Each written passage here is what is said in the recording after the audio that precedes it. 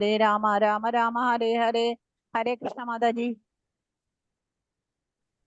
जय श्री कृष्ण चैतन्य प्रभु नित्यानंद श्री अद्वैत गदाधर श्रीवासादि गौरभक्त वृंदा। हरे कृष्ण कृष्ण कृष्ण हरे हरे, हरे राम राम राम हरे हरे। हरे कृष्ण कृष्ण कृष्ण हरे हरे, हरे राम राम राम हरे हरे। हरे कृष्ण कृष्ण कृष्ण हरे हरे, हरे राम राम राम हरे हरे। हरे कृष्ण माताजी। हरे कृष्ण। जय श्री कृष्ण चैतन्य प्रभु नित्यानंद श्री अद्वैत गदाधर श्रीवासादि गौरी भक्त वृंद। हरे कृष्ण कृष्ण कृष्ण हरे हरे, हरे राम राम राम हरे हरे। हरे कृष्ण कृष्ण कृष्ण हरे हरे, हरे राम राम राम हरे हरे। हरे कृष्ण कृष्ण कृष्ण हरे हरे, हरे राम राम राम हरे हरे। हरे कृष्ण। क्लास തുടങ്ങാം കേട്ടോ. मज्ञानतिमिरान्धस्य ज्ञानाञ्जनशलाकया चक्षुरुन्मीलितं येन तस्मै श्रीगुरवे नमः। श्रीचैतन्यमनोभीष्टं स्थापितं येन भूतले स्वयं रूपा कदा मह्यं ददाति स्वपदान्तिकं। वन्देऽहं श्रीगुरो श्रीयुतपदकमलं श्रीगुरुं वैष्णवांश्च श्रीरूपं साग्रजातं सागणरघुनाथान्वितं तां सजीवं साद्वैतं सावधूतं परिजनसहितं श्रीकृष्णचैतन्यदेवं श्रीराधाकृष्णपादान् सागणललिता श्रीविशाखान्वितंश्च। हे कृष्णा करुणा सिंधु दीनबंधो जगत्पदे गोपेश गोपिका कांता राधा कांता सुदे तप्त कांचन गौरांगी राधे वृंदावनेश्वरी वृषभानुसुदे देवी प्रणमामि हरिप्रिये। वाञ्छाकल्पतरुभ्यश्च कृपा सिन्धुभ्यैव च पतितानां पावनेभ्यो वैष्णवेभ्यो नमो नमः। नमां विष्णुपादाय कृष्णप्रेष्ठाय भूतले श्रीमते जयपदागस्वामी इति नामिने। नमाचार्यपादाय निताय कृपप्रदायिने गौरगदादामदाय नगरग्रामधारिणे। नमां विष्णुपादाय कृष्णप्रेष्ठाय भूतले श्रीमते भक्तिवेदान्तस्वामी इति नामिने।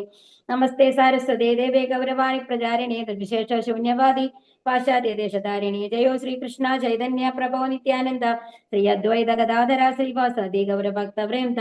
हरे कृष्ण कृष्ण कृष्ण हरे हरे, हरे राम राम राम हरे हरे.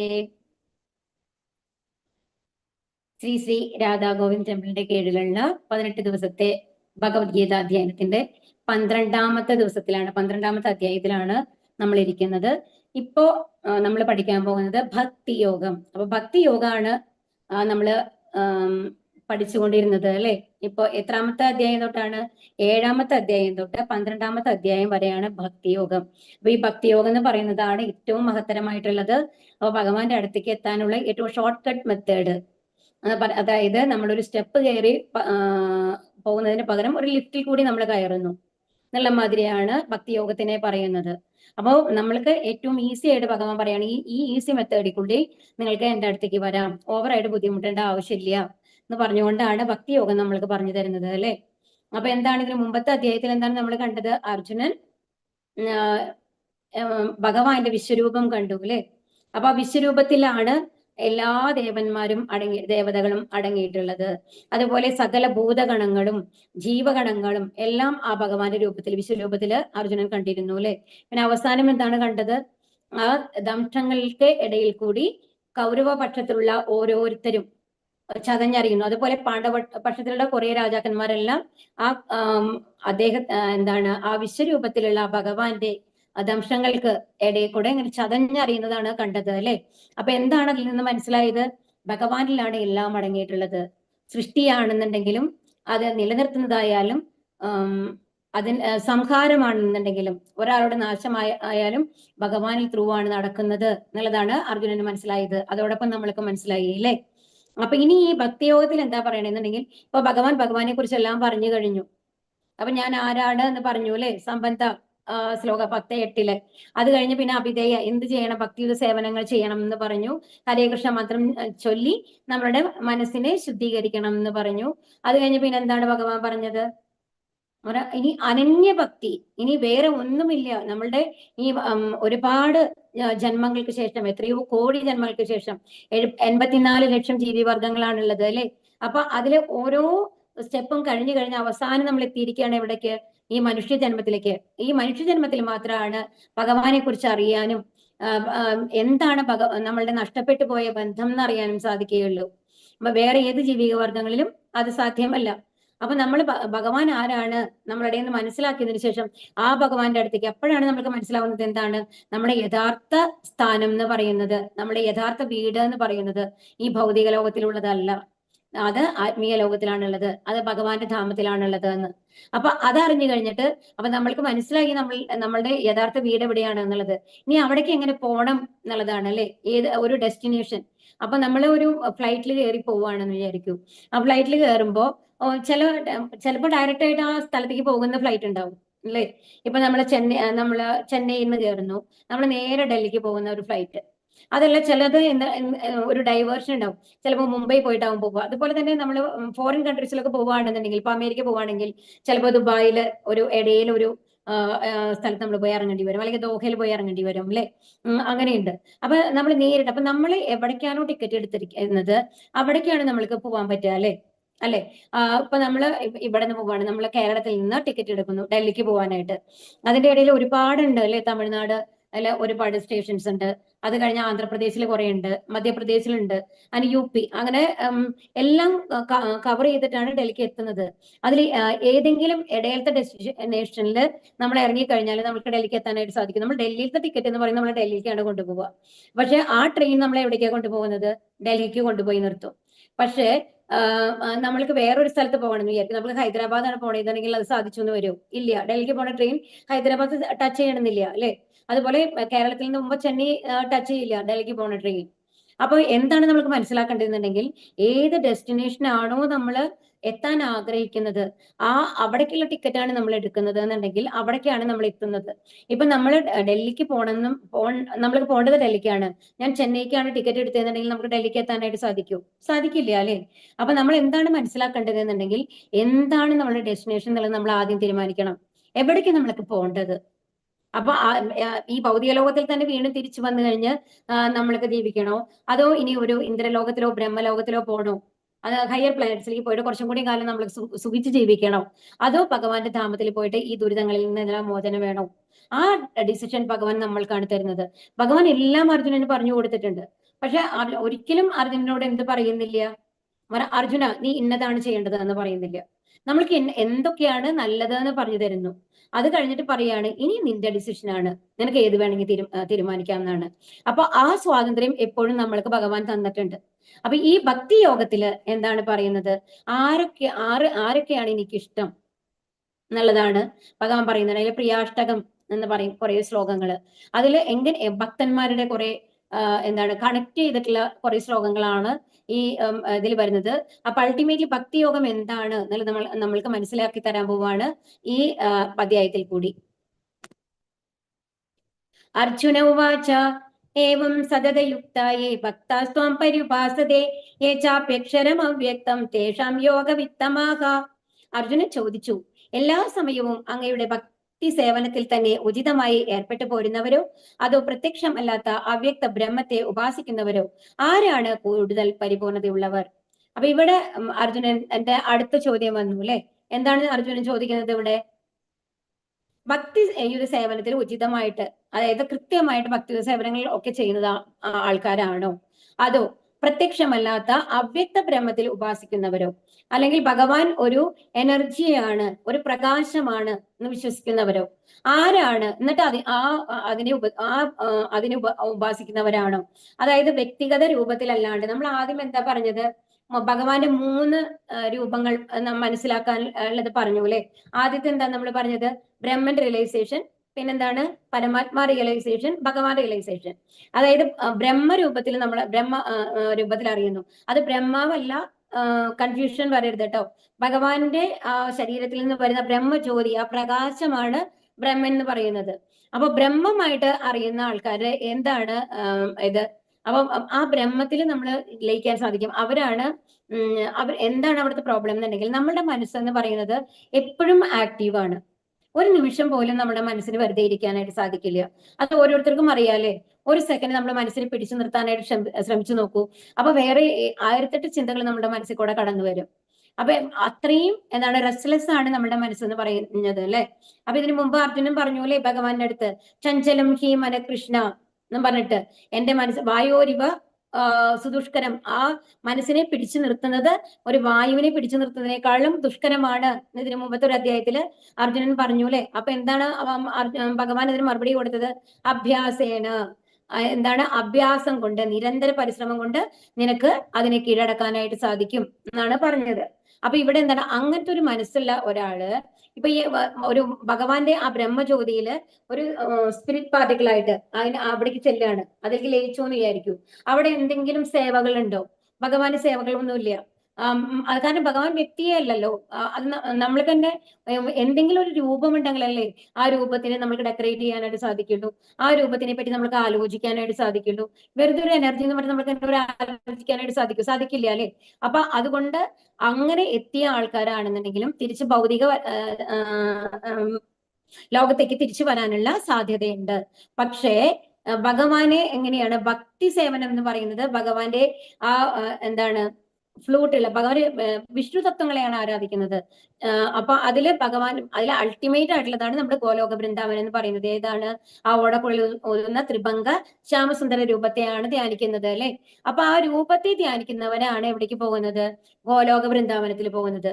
അപ്പൊ അവിടെ നിന്നാണ് നമ്മൾക്ക് തിരിച്ചു വരേണ്ട ആവശ്യമില്ല. തന്നെയുമല്ല, അവിടെ എന്ന് പറയുന്നത് നമ്മൾ ഭഗവാനിലേക്ക് ലയിക്കുകയല്ല ചെയ്യുന്നത്.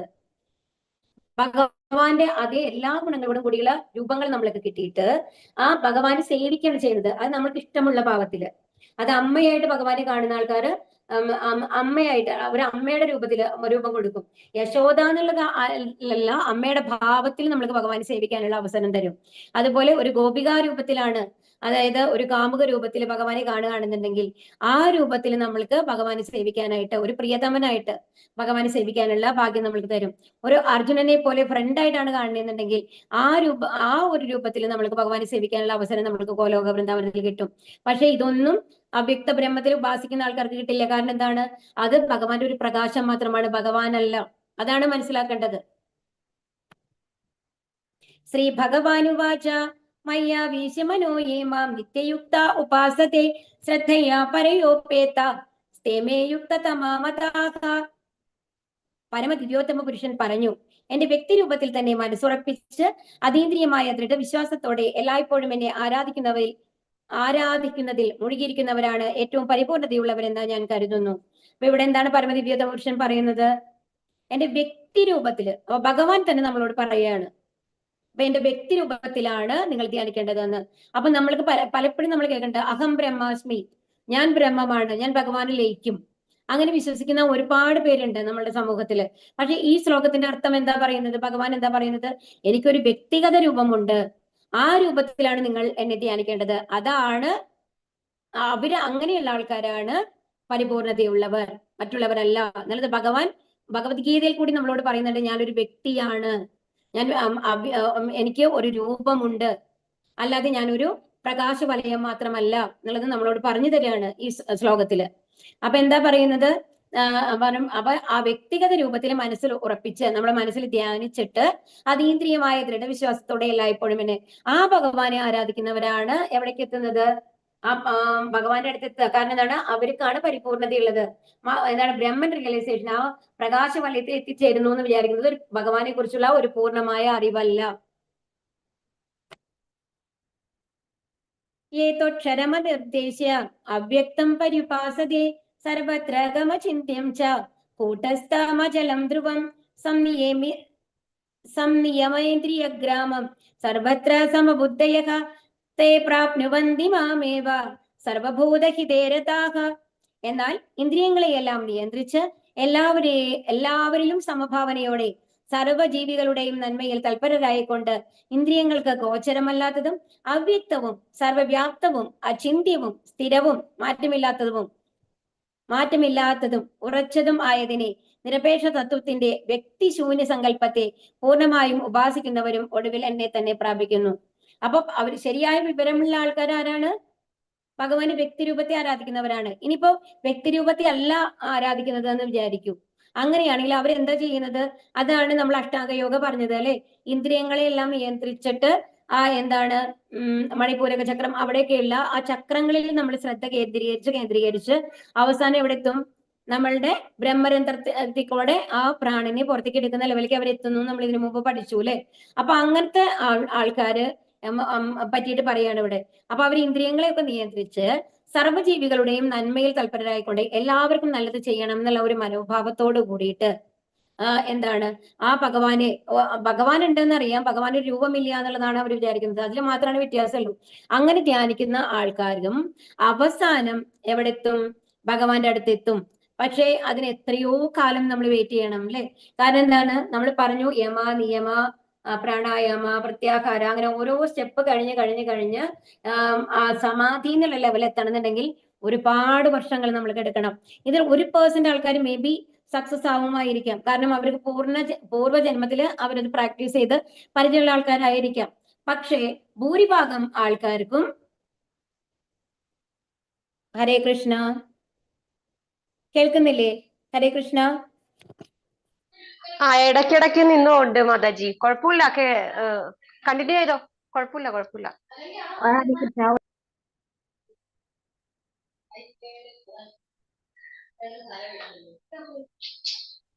മഴയുള്ളത് കൊണ്ടായിരിക്കും മാതാജി റേഞ്ച് ഇല്ലാത്തത്.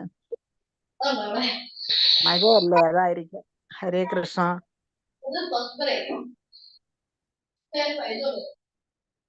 ശ്രദ്ധിക്കൂ, ഇപ്പൊ കേൾക്കാൻ പറ്റുന്നുണ്ടോ നോക്കൂ. ഇനി പ്രോബ്ലം ഉണ്ടാവില്ല എന്നാണ് വിചാരിക്കണേ. നോക്കാം. അപ്പൊ ഇന്ദ്രിയങ്ങളെല്ലാം നിയന്ത്രിച്ച് എല്ലാവരിലും സമഭാവം. ഇപ്പൊ ഇവിടെ എന്താ പറയുന്നത്? അപ്പൊ അങ്ങനെയാണെങ്കിൽ ഇപ്പൊ നമ്മള് പറഞ്ഞത് എന്താണെന്നുണ്ടെങ്കിൽ, ഇപ്പൊ വ്യക്തി ശൂന്യഭാവത്തെ ആരാധിക്കുന്ന വ്യക്തികളാണെങ്കിലും അവസാനം ഭഗവാന്റെ അടുത്തേക്ക് എത്താൻ പറ്റും. അവരെങ്ങനെയാണ്? പക്ഷെ എന്താണെന്നുണ്ടെങ്കിൽ അവര് ഒരുപാട് സ്റ്റെപ്പ് കഴിഞ്ഞിട്ടാണല്ലേ ഈ അഷ്ടാംഗ യോഗയിൽ നമ്മൾ കണ്ടു അല്ലെ? എന്താണ് യമനിയമങ്ങൾ കഴിഞ്ഞ് അവസാനമാണ് എവിടെ എത്തുന്നത്? സമാധി എന്നുള്ള ഒരു ലെവലിൽ എത്തുന്നത്. അപ്പൊ ആ സമാധി എന്നുള്ള ഒരു ലെവലിൽ എത്തുമ്പോഴാണ് എന്താ അവർക്ക് ബ്രഹ്മരന്ധ്രത്തിൽ കൂടെ ആ പ്രാണനെ പുറത്തേക്ക് എടുക്കാനായിട്ട് സാധിക്കുക. എന്നിട്ട് അതായത് ഭഗവാന്റെ അടുത്തേക്ക് എത്താനായിട്ട് സാധിക്കുന്നത്. അപ്പൊ അതിന് ഒരുപാട് സമയമെടുക്കും. എന്ന് പറഞ്ഞാല് അതും ഈ സമാധി ലെവലെത്തണം. അത് കഴിഞ്ഞിട്ട് അവർ ബ്രഹ്മരന്ധ്രത്തിൽ കൂടെ അവർ ആ പ്രാണനെ പുറത്തെടുത്ത് കഴിഞ്ഞിട്ട് നമ്മുടെ ഈ പ്രപഞ്ചം ഉണ്ടല്ലോ, ആ പ്രപഞ്ചത്തിലെ ഓരോ ലെയറുകളും കഴിഞ്ഞ് പോകണം. അത് അവർ ട്രാവൽ ചെയ്തിട്ട് പോകണം. നമ്മൾ ഇതിന് മുമ്പത്തെ അധ്യായത്തിൽ എന്താ പറഞ്ഞത്? നമ്മുടെ ഭക്തിലതാ ബീജം നമ്മളുടെ ഉള്ളിൽ ഉണ്ടാവുകയാണെങ്കിൽ ആ ഭക്തിയുടെ ഒരു വിത്ത് നമ്മളുടെ ഉള്ളിൽ മുളയ്ക്കുമ്പോൾ നമ്മൾ എങ്ങനെയാ പോകുന്നത്? നമ്മൾ ഇവിടെ ഇരുന്ന് കഴിഞ്ഞിട്ട് തന്നെ നമ്മുടെ മനസ്സിൽ ഭഗവാൻ വരുന്ന മാതിരിയാണ് നമ്മൾ കാണുന്നത് അല്ലെ? നമ്മൾ എവിടേക്കും പോകുന്നില്ല. നമ്മൾ ഇവിടെ ഇരുന്നു കൊണ്ട് തന്നെ നമ്മുടെ മനസ്സിൽ നമ്മൾക്ക് ഭഗവാൻ, നമ്മൾ കണ്ണടയ്ക്കുമ്പോൾ നമുക്ക് ഭഗവാനെ കാണാം, ഭഗവാൻ നമ്മളോട് സംസാരിക്കും. ആ ലെവലിൽ എത്തും എന്നാണ് പറഞ്ഞത് അല്ലെ? ഭഗവാന്റെ പാദാരവിന്ദങ്ങളിൽ എത്തും. പക്ഷെ ഇങ്ങനെ ചെയ്യുന്ന അഷ്ടാംഗയോഗ ചെയ്യുന്ന ആൾക്കാര് അവരുടെ പ്രാണനെ പുറത്തേക്ക് എടുത്തിട്ട് ട്രാവൽ ചെയ്ത് എവിടേക്ക് എത്തണം? ഗോലോക വൃന്ദാവനത്തിലേക്ക് എത്തണം. ഓരോന്നും കടന്ന്. അപ്പൊ അത് ഒരുപാട് എല്ലാവർക്കും സാധിക്കുന്ന ഒരു കാര്യമല്ല. അത് ഒരുപാട് കാലം എടുക്കുകയും ചെയ്യും. എന്നാലും എന്താണ്? അവസാനം എത്തും. ക്ലേശോധികതരസ്തേഷാം അവ്യക്താസക്ത ചേതസാം അവ്യക്താഹി ഗതിർദുഃഖം ദേഹവദ്ഭിരവാപ്യതേ. പരമപുരുഷന്റെ അവ്യക്തവും വ്യക്തിശൂന്യവുമായ ഭാവത്തിൽ ആസക്ത ചിത്തരായവർക്ക് പുരോഗമനത്തിന് പ്രയാസമേറും. ശരീരികൾക്ക് ഈ വഴിക്കുള്ള മുന്നേറ്റം സദാ ദുഷ്കരമാണ്. ഇതാണ് പറയുന്നത്. അത് ഒരുപാട് കഷ്ടാണ് അങ്ങനെ ഭഗവാന്റെ അടുത്ത് എത്തുക എന്ന് പറഞ്ഞാല്. അങ്ങനെ പക്ഷെ അതിനേക്കാൾ എത്രയോ എളുപ്പത്തില് നമ്മളെ ഹരേ കൃഷ്ണ നാമം ജപിച്ച് നമ്മുടെ മനസ്സ് ശുദ്ധീകരിക്കുമ്പോ ഭഗവാൻ നമ്മളുടെ എന്താ പറഞ്ഞത്? ജ്ഞാനദീപേന ഭാസത. നമ്മളുടെ മനസ്സിന്റെ ഉള്ളിൽ നമ്മൾ ശുദ്ധഭക്തി, നമ്മൾക്ക് ആ ഭക്തി ഭഗവാനോടുള്ള ഇഷ്ടം വരുമ്പോ ഭഗവാൻ തന്നെ നമ്മുടെ മനസ്സിലിരുന്നു കൊണ്ട് നമ്മൾക്ക് ശരിയായിട്ടുള്ള ജ്ഞാനം തരും. എന്ത് ചെയ്യണം, എങ്ങനെ ഭഗവാന്റെ അടുത്ത് എത്താം എന്നുള്ളത് നമ്മൾക്ക് പറഞ്ഞു തരും എന്നാണ് ഇതിന് മുമ്പത്തെ അധ്യായത്തിൽ പറഞ്ഞത് അല്ലെ? പക്ഷെ അതേമാതിരി ഇത് സാധ്യമല്ല. ആരൊക്കെ ഈ എന്താണ് വ്യക്തി ശൂന്യം, ഭഗവാൻ ഒരു വ്യക്തിയല്ല, ഒരു പ്രകാശമാണെന്ന് വിചാരിക്കുന്ന ആൾക്കാരുടെ അവസ്ഥ എന്ന് പറയുന്നത്. കാരണം എന്താണെന്നുണ്ടെങ്കിൽ അവർക്ക് ഇഷ്ടപ്പെട്ടൊന്നും ചെയ്യാൻ പറ്റില്ലല്ലോ. നമ്മൾ എന്താണ് ഭഗവാനോട് ഇഷ്ടത്തോട് കൂടിയിട്ടാണ് അല്ലെ? ഭഗവാന്റെ അമ്മയാണ് എന്ന് വിചാരിക്കുന്ന ആൾക്കാർ എന്താണ്? ഒരു കൊച്ചു കുഞ്ഞിനെ എന്നുള്ള പോലെ മനസ്സിൽ ഇഷ്ടത്തോട് കൂടിയിട്ടാണ് ഭഗവാനെ കാണുന്നത് അല്ലെ? അതുപോലെ ആ ഓരോ ഭാവങ്ങളെ മറ്റൊരു സുഹൃത്തായിട്ടാണ് കാണുന്നത് അല്ലെ? അപ്പൊ ആ ഒരു ഇഷ്ടം കൊണ്ട് നമുക്ക് സേവിക്കാനായിട്ട് സാധിക്കും. പക്ഷെ അവിടെ ഭാവങ്ങളില്ല, ഇഷ്ടങ്ങളില്ല, രസങ്ങളില്ല ഇത് വ്യക്തിശൂന്യ ഭാവത്തില്. അതുകൊണ്ടാണ് അവർക്ക് അത് അത്രയും ദുഷ്കരമാണ് എന്ന് പറയുന്നത്. തെരുവിൽ പലയിടത്തും തപാൽ പെട്ടികൾ കാണാം. ഇവയിൽ നമ്മൾ കൊണ്ടുപോയി ഇടുന്ന കത്തുകൾ സ്വാഭാവികമായി നിഷ്പ്രയാസം ഉദ്ദിഷ്ട സ്ഥാനങ്ങളിൽ എത്തുന്നു. എന്നാൽ തപാൽ പെട്ടികൾ എന്ന് ആധികാരികമായി പ്രഖ്യാപിക്കാത്ത ഏതെങ്കിലും പഴയ പെട്ടികളിലൂടെ ഈ പ്രക്രിയ നടത്താനാവില്ല. അങ്ങനെ അംഗീകൃതമായ പ്രാതിനിധ്യമുള്ള ഒരു വിഗ്രഹരൂപം ഈശ്വരനുണ്ട്. അതിനെ അർച്ചാവിഗ്രഹം എന്ന് പറയുന്നു. ഈ അർച്ചാവിഗ്രഹം പരമപുരുഷന്റെ അവതാരമാണ്. ഇനി നമ്മളോട് എന്താ പറയുന്നത് ഭഗവാൻ എന്ന് പറയുമ്പോ തെരുവിൽ പലയിടത്തും ഇപ്പൊ നമ്മളോട് പറഞ്ഞൂല്ലേ ഭഗവാൻ എന്താ പറഞ്ഞത്? അപ്പൊ നമ്മൾ ഭഗവാനെ അർച്ചന ചെയ്യണം, അതുപോലെ തന്നെ ഭഗവാനെ ആരാധന ചെയ്യണം. അപ്പൊ ഇനി എങ്ങനെ ആരാധന ചെയ്യണം എന്നുള്ളതാണ് ഇവിടെ പറയുന്നത്. അപ്പൊ തെരുവില് നമ്മൾ എന്താണ് പണ്ട് ഒക്കെ നമ്മള് കത്തുകളൊക്കെ അയക്കുന്നത് വളരെ വിരളാണ് അല്ലെ. ആ പണ്ട് കാലത്ത് നമ്മൾ കത്തുകൾ മാത്രമാണ് ഡിപ്പെൻഡ് ആയിരുന്നത് വേറെ സ്ഥലങ്ങളിലേക്ക്. വേറെ ഒരു സ്ഥലത്ത് താമസിക്കുന്ന മകനോ മകൾക്കോ അച്ഛനോ അമ്മയ്ക്കോ ഒക്കെ നമ്മൾ എഴുത്തുകളിൽ കൂടെയാണ് നമ്മൾ സമ്പാദിച്ചിരുന്നത്, സംസാരിച്ചു തരുന്നത് അല്ലെ. അപ്പോ അതെങ്ങനെയാണ് അയക്കുക? അപ്പൊ നമ്മൾ എപ്പോഴും പോസ്റ്റ് ഓഫീസ് ചിലപ്പോൾ നമ്മളുടെ വീടിനൊക്കെ കുറച്ച് ദൂരത്തായിരിക്കും. അപ്പൊ എവിടെയെങ്കിലും ഈ ഇത് പോസ്റ്റലിന്റെ പെട്ടി, തപാൽ പെട്ടികൾ ഉണ്ടാവും ഈ റോഡിൽ എവിടെയെങ്കിലും അവർ സ്ഥാപിച്ചിട്ടുണ്ടാവും. അപ്പൊ അതിൽ കൊണ്ടുവന്ന് നമ്മൾ ഈ കത്തുകൾ ഇട്ട് കഴിഞ്ഞാൽ അവിടുത്തെ പോസ്റ്റ്മാൻ വന്നു കഴിഞ്ഞിട്ട് അത് കളക്ട് ചെയ്തിട്ട് എടുത്തിട്ട് പോസ്റ്റ് ഓഫീസിലേക്ക് എടുത്തു കൊണ്ടുപോയിട്ട് അവർ അയക്കും അതിന്. അപ്പൊ അത് യഥാർത്ഥ സ്ഥാനത്ത് എത്തും. 2-3 ദിവസത്തിൽ ആ യഥാർത്ഥ സ്ഥാനത്ത് എത്തും. എന്നാൽ തപാൽ പെട്ടികൾ എന്ന് പറയുമ്പോൾ റെഡ് കളറിൽ അല്ലെ, അതേ രീതിയിലുള്ള അംഗീകൃതമായിട്ടുള്ള തപാൽ പെട്ടികളുടെ ഉള്ളിലിട്ടാൽ മാത്രമാണ് അത് പോവുള്ളൂ. അപ്പൊ ഏതോ ഒരു പെട്ടി റോഡിൽ ഇരിക്കുന്നുണ്ടെന്ന് വിചാരിച്ചിട്ട് ആ പെട്ടിയിൽ നമ്മൾ കൊണ്ടുപോയി എടുത്തിട്ട് കഴിഞ്ഞാൽ അത് എത്തുവോ? ഇല്ല അല്ലെ. അപ്പൊ അതുപോലെ തന്നെയാണ് ഇവിടെ എന്താ പറയുന്നത്, ഭഗവാന്റെ അർച്ചവിഗ്രഹം എന്ന് പറയുന്നത്. അർച്ചവിഗ്രഹം എന്ന് പറയുന്നത് നമ്മൾ പൂജിക്കുന്ന ഒരു ഫോട്ടോ ആവട്ടെ, ഒരു ബ്രാസിന്റെ ഐഡിയൽ ആവട്ടെ, അത് വിഗ്രഹങ്ങളാവട്ടെ, ഏതാണെന്നുണ്ടെങ്കിലും അതിൽ ഭഗവാന്റെ പ്രസൻസ് ഉണ്ട് എന്നാണ് പറയുന്നത്. കാരണം ഭഗവാൻ എവിടെയായിരിക്കുന്നത്? ഗോലോക വൃന്ദാവനത്തിലാണ്. ഓരോ തവണയും ഗോലോക വൃന്ദാവനത്തിൽ നമ്മൾക്ക് ഭഗവാനെ വിളിച്ചു വരുത്താനായിട്ട് സാധിക്കില്ല അല്ലെ. കാരണം എസ്പെഷ്യലി നമ്മൾക്ക് ഇംപെർഫെക്റ്റ് സെൻസസ് ആണ്. അപ്പൊ അതിന് വേണ്ടിയിട്ട് എന്താ ചെയ്യുന്നത്? നമ്മൾക്ക് ചെയ്യാൻ പറ്റുന്ന മാതിരിയുള്ള ഒരു രൂപത്തിലേക്ക് ഭഗവാൻ മാറിയിരിക്കുകയാണ്. അപ്പോ എന്താണ് നമ്മൾ മനസ്സിലാക്കേണ്ടതെന്നുണ്ടെങ്കിൽ, പക്ഷെ ഏതോ ഒരു രൂപം നമ്മൾ ഉണ്ടാക്കിയിട്ട് ഞാൻ എന്റെ ഒരു ഫോട്ടോ എടുത്ത് വെച്ച് കഴിഞ്ഞിട്ട് ഭഗവാനാണ് എന്ന് പറഞ്ഞിട്ട് ആരാധിച്ച ഭഗവാനെ തൃപ്തിപ്പെടുത്താൻ നമുക്ക് സാധിക്കില്ല. അപ്പൊ ഭഗവാൻ എന്ന് പറഞ്ഞൊരു രൂപം നമ്മൾ തന്നിട്ടുണ്ട് അല്ലെ. എവിടെ നോക്കി കഴിഞ്ഞാലും നമ്മൾ ആ ഒരു ഫോട്ടോ ഉണ്ടാക്കി കഴിഞ്ഞാൽ കൃഷ്ണ എന്ന് പറഞ്ഞു കഴിഞ്ഞാൽ നമ്മൾക്ക് ഐഡന്റിഫൈ ചെയ്യാൻ പറ്റുന്നത് കൃഷ്ണനാണെന്ന്. എന്താ കാരണം? കൃഷ്ണന്റെ ഫീച്ചേഴ്സ് അതിലുണ്ടാവും. അതാണ് കൃഷ്ണന്റെ അർച്ചവിഗ്രഹം എന്ന് പറയുന്നത്. ശിവദേവനാണെങ്കിൽ ശിവദേവന്റെ ഒരു ഫീച്ചേഴ്സ് അതിലുണ്ടാവും. അപ്പൊ അത് കാണുമ്പോഴേ നമുക്ക് മനസ്സിലാവും ഇത് ശിവദേവനാണ്, അത് നമ്മൾക്ക് മനസ്സിലാവും അല്ലെ. അപ്പൊ ആ പർട്ടിക്കുലർ രൂപത്തിലുള്ള ആ അർച്ചവിഗ്രഹത്തില് നമ്മൾ പൂക്കൾ അർപ്പിച്ച് തുളസി വെള്ളം വെച്ച് ഭഗവാന് നിവേദ്യം അർപ്പിച്ച് നമ്മൾ പൂജിക്കുകയാണെന്നുണ്ടെങ്കിൽ തീർച്ചയായിട്ടും അത് ഭഗവാൻ സ്വീകരിക്കും, ഭഗവാനിലെത്തും എന്നുള്ളതാണ് പറയുന്നത്. പക്ഷെ എന്റെ ഒരു ഫോട്ടോ വെച്ചിട്ട് ഞാൻ പറയുകയാണ് ഇത് ഭഗവാനാണെന്ന് ഞാൻ തീരുമാനിച്ചു എന്ന് പറഞ്ഞിട്ട് പൂജ ചെയ്താൽ നടക്കില്ല. അപ്പൊ എല്ലാം ഒരു അംഗീകൃത രൂപത്തില് നമ്മൾ പൂജിക്കുകയാണെന്നുണ്ടെങ്കിൽ അത് ഭഗവാന്റെ അടുത്ത് എത്തും എന്നുള്ളതാണ് പറയുന്നത്. അപ്പോ ഈ അർച്ചവിഗ്രഹം എന്ന് പറയുന്നത് നമ്മൾ എന്ത് മനസ്സിലാക്കണം? നമ്മൾ ആലോചിക്കേണ്ടത് എന്താണെന്നുണ്ടെങ്കിൽ, നമ്മളെ വീട്ടില് നമ്മൾ ഒരു പൂജാ റൂം ഉണ്ടായിരിക്കാം, അല്ലാന്നുണ്ടെങ്കിൽ പുറത്ത് എവിടെയെങ്കിലും ഒരു സ്ഥലത്ത് ഒരു വിഗ്രഹം നമ്മൾ വെച്ചിട്ടുണ്ടാവും, നമ്മൾ പൂജിക്കുന്നുണ്ടായിരിക്കും, ഒരു വിളക്കെങ്കിലും കൊളുത്തി വെക്കുന്നുണ്ടായിരിക്കും അല്ലെ അറ്റ്ലീസ്റ്റ്. അപ്പൊ വിളക്കൊക്കെ കൊളുത്തി വെക്കുമ്പോൾ നമ്മൾ എന്താ വിചാരിക്കേണ്ടത്? അത് ഭഗവാനാണെന്ന് വിചാരിക്കണം, ഭഗവാന്റെ വിഗ്രഹമാണെന്നല്ല വിചാരിക്കേണ്ടത്. അവിടെയാണ് നമ്മൾക്ക് 99% ആൾക്കാർക്കും തെറ്റ് പറ്റുന്നത്.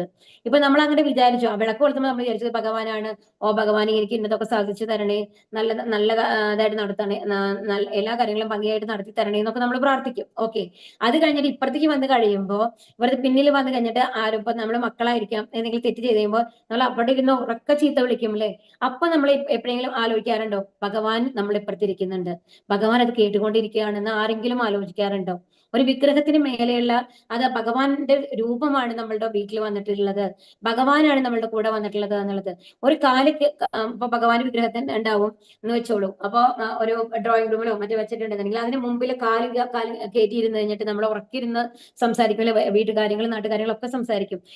എപ്പോഴെങ്കിലും നമ്മൾ ആലോചിക്കാറുണ്ട്. ഇപ്പോ പക്ഷെ മുതിർന്ന അച്ഛനോ അമ്മയോ ആരെങ്കിലും വരുമ്പോൾ നമ്മൾ കാലൊക്കെ താഴത്ത് വെച്ച് മര്യാദയ്ക്ക് കുറച്ച് ബഹുമാനത്തോടു കൂടി ഇരിക്കും. പക്ഷെ ഭഗവാന്റെ ആ അർച്ചവിഗ്രഹം എന്ന് പറയുന്നത് ഭഗവാനാണ്. ആ ഭഗവാന്റെ മുമ്പിൽ നമ്മൾ കാല് കയറ്റി വെച്ചിരിക്കാൻ പാടില്ല എന്നുള്ളത് നമ്മൾ എപ്പോഴെങ്കിലും ആലോചിക്കാറുണ്ടോ? ഇല്ല. അപ്പൊ ആ ഭാവമാണ് നമ്മൾ ഉള്ളിൽ ക്രിയേറ്റ് ചെയ്യേണ്ടത്, ഉണ്ടാക്കി കൊണ്ടുവരേണ്ടത്.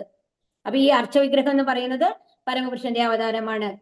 ഏതു സർവാണി കർമാണി മയി സന്യസ്യ മത്പരാഗ അനന്യേനൈവ യോഗേന മാം ധ്യായന്ത ഉപാസതേ തേഷാമഹം സമുദ്ധർത്ത മൃത്യു സംസാര സാഗരാത് ഭവാമിന ചിരാത് പാർത്ഥ മയ്യാവേശിത ചേതസാം.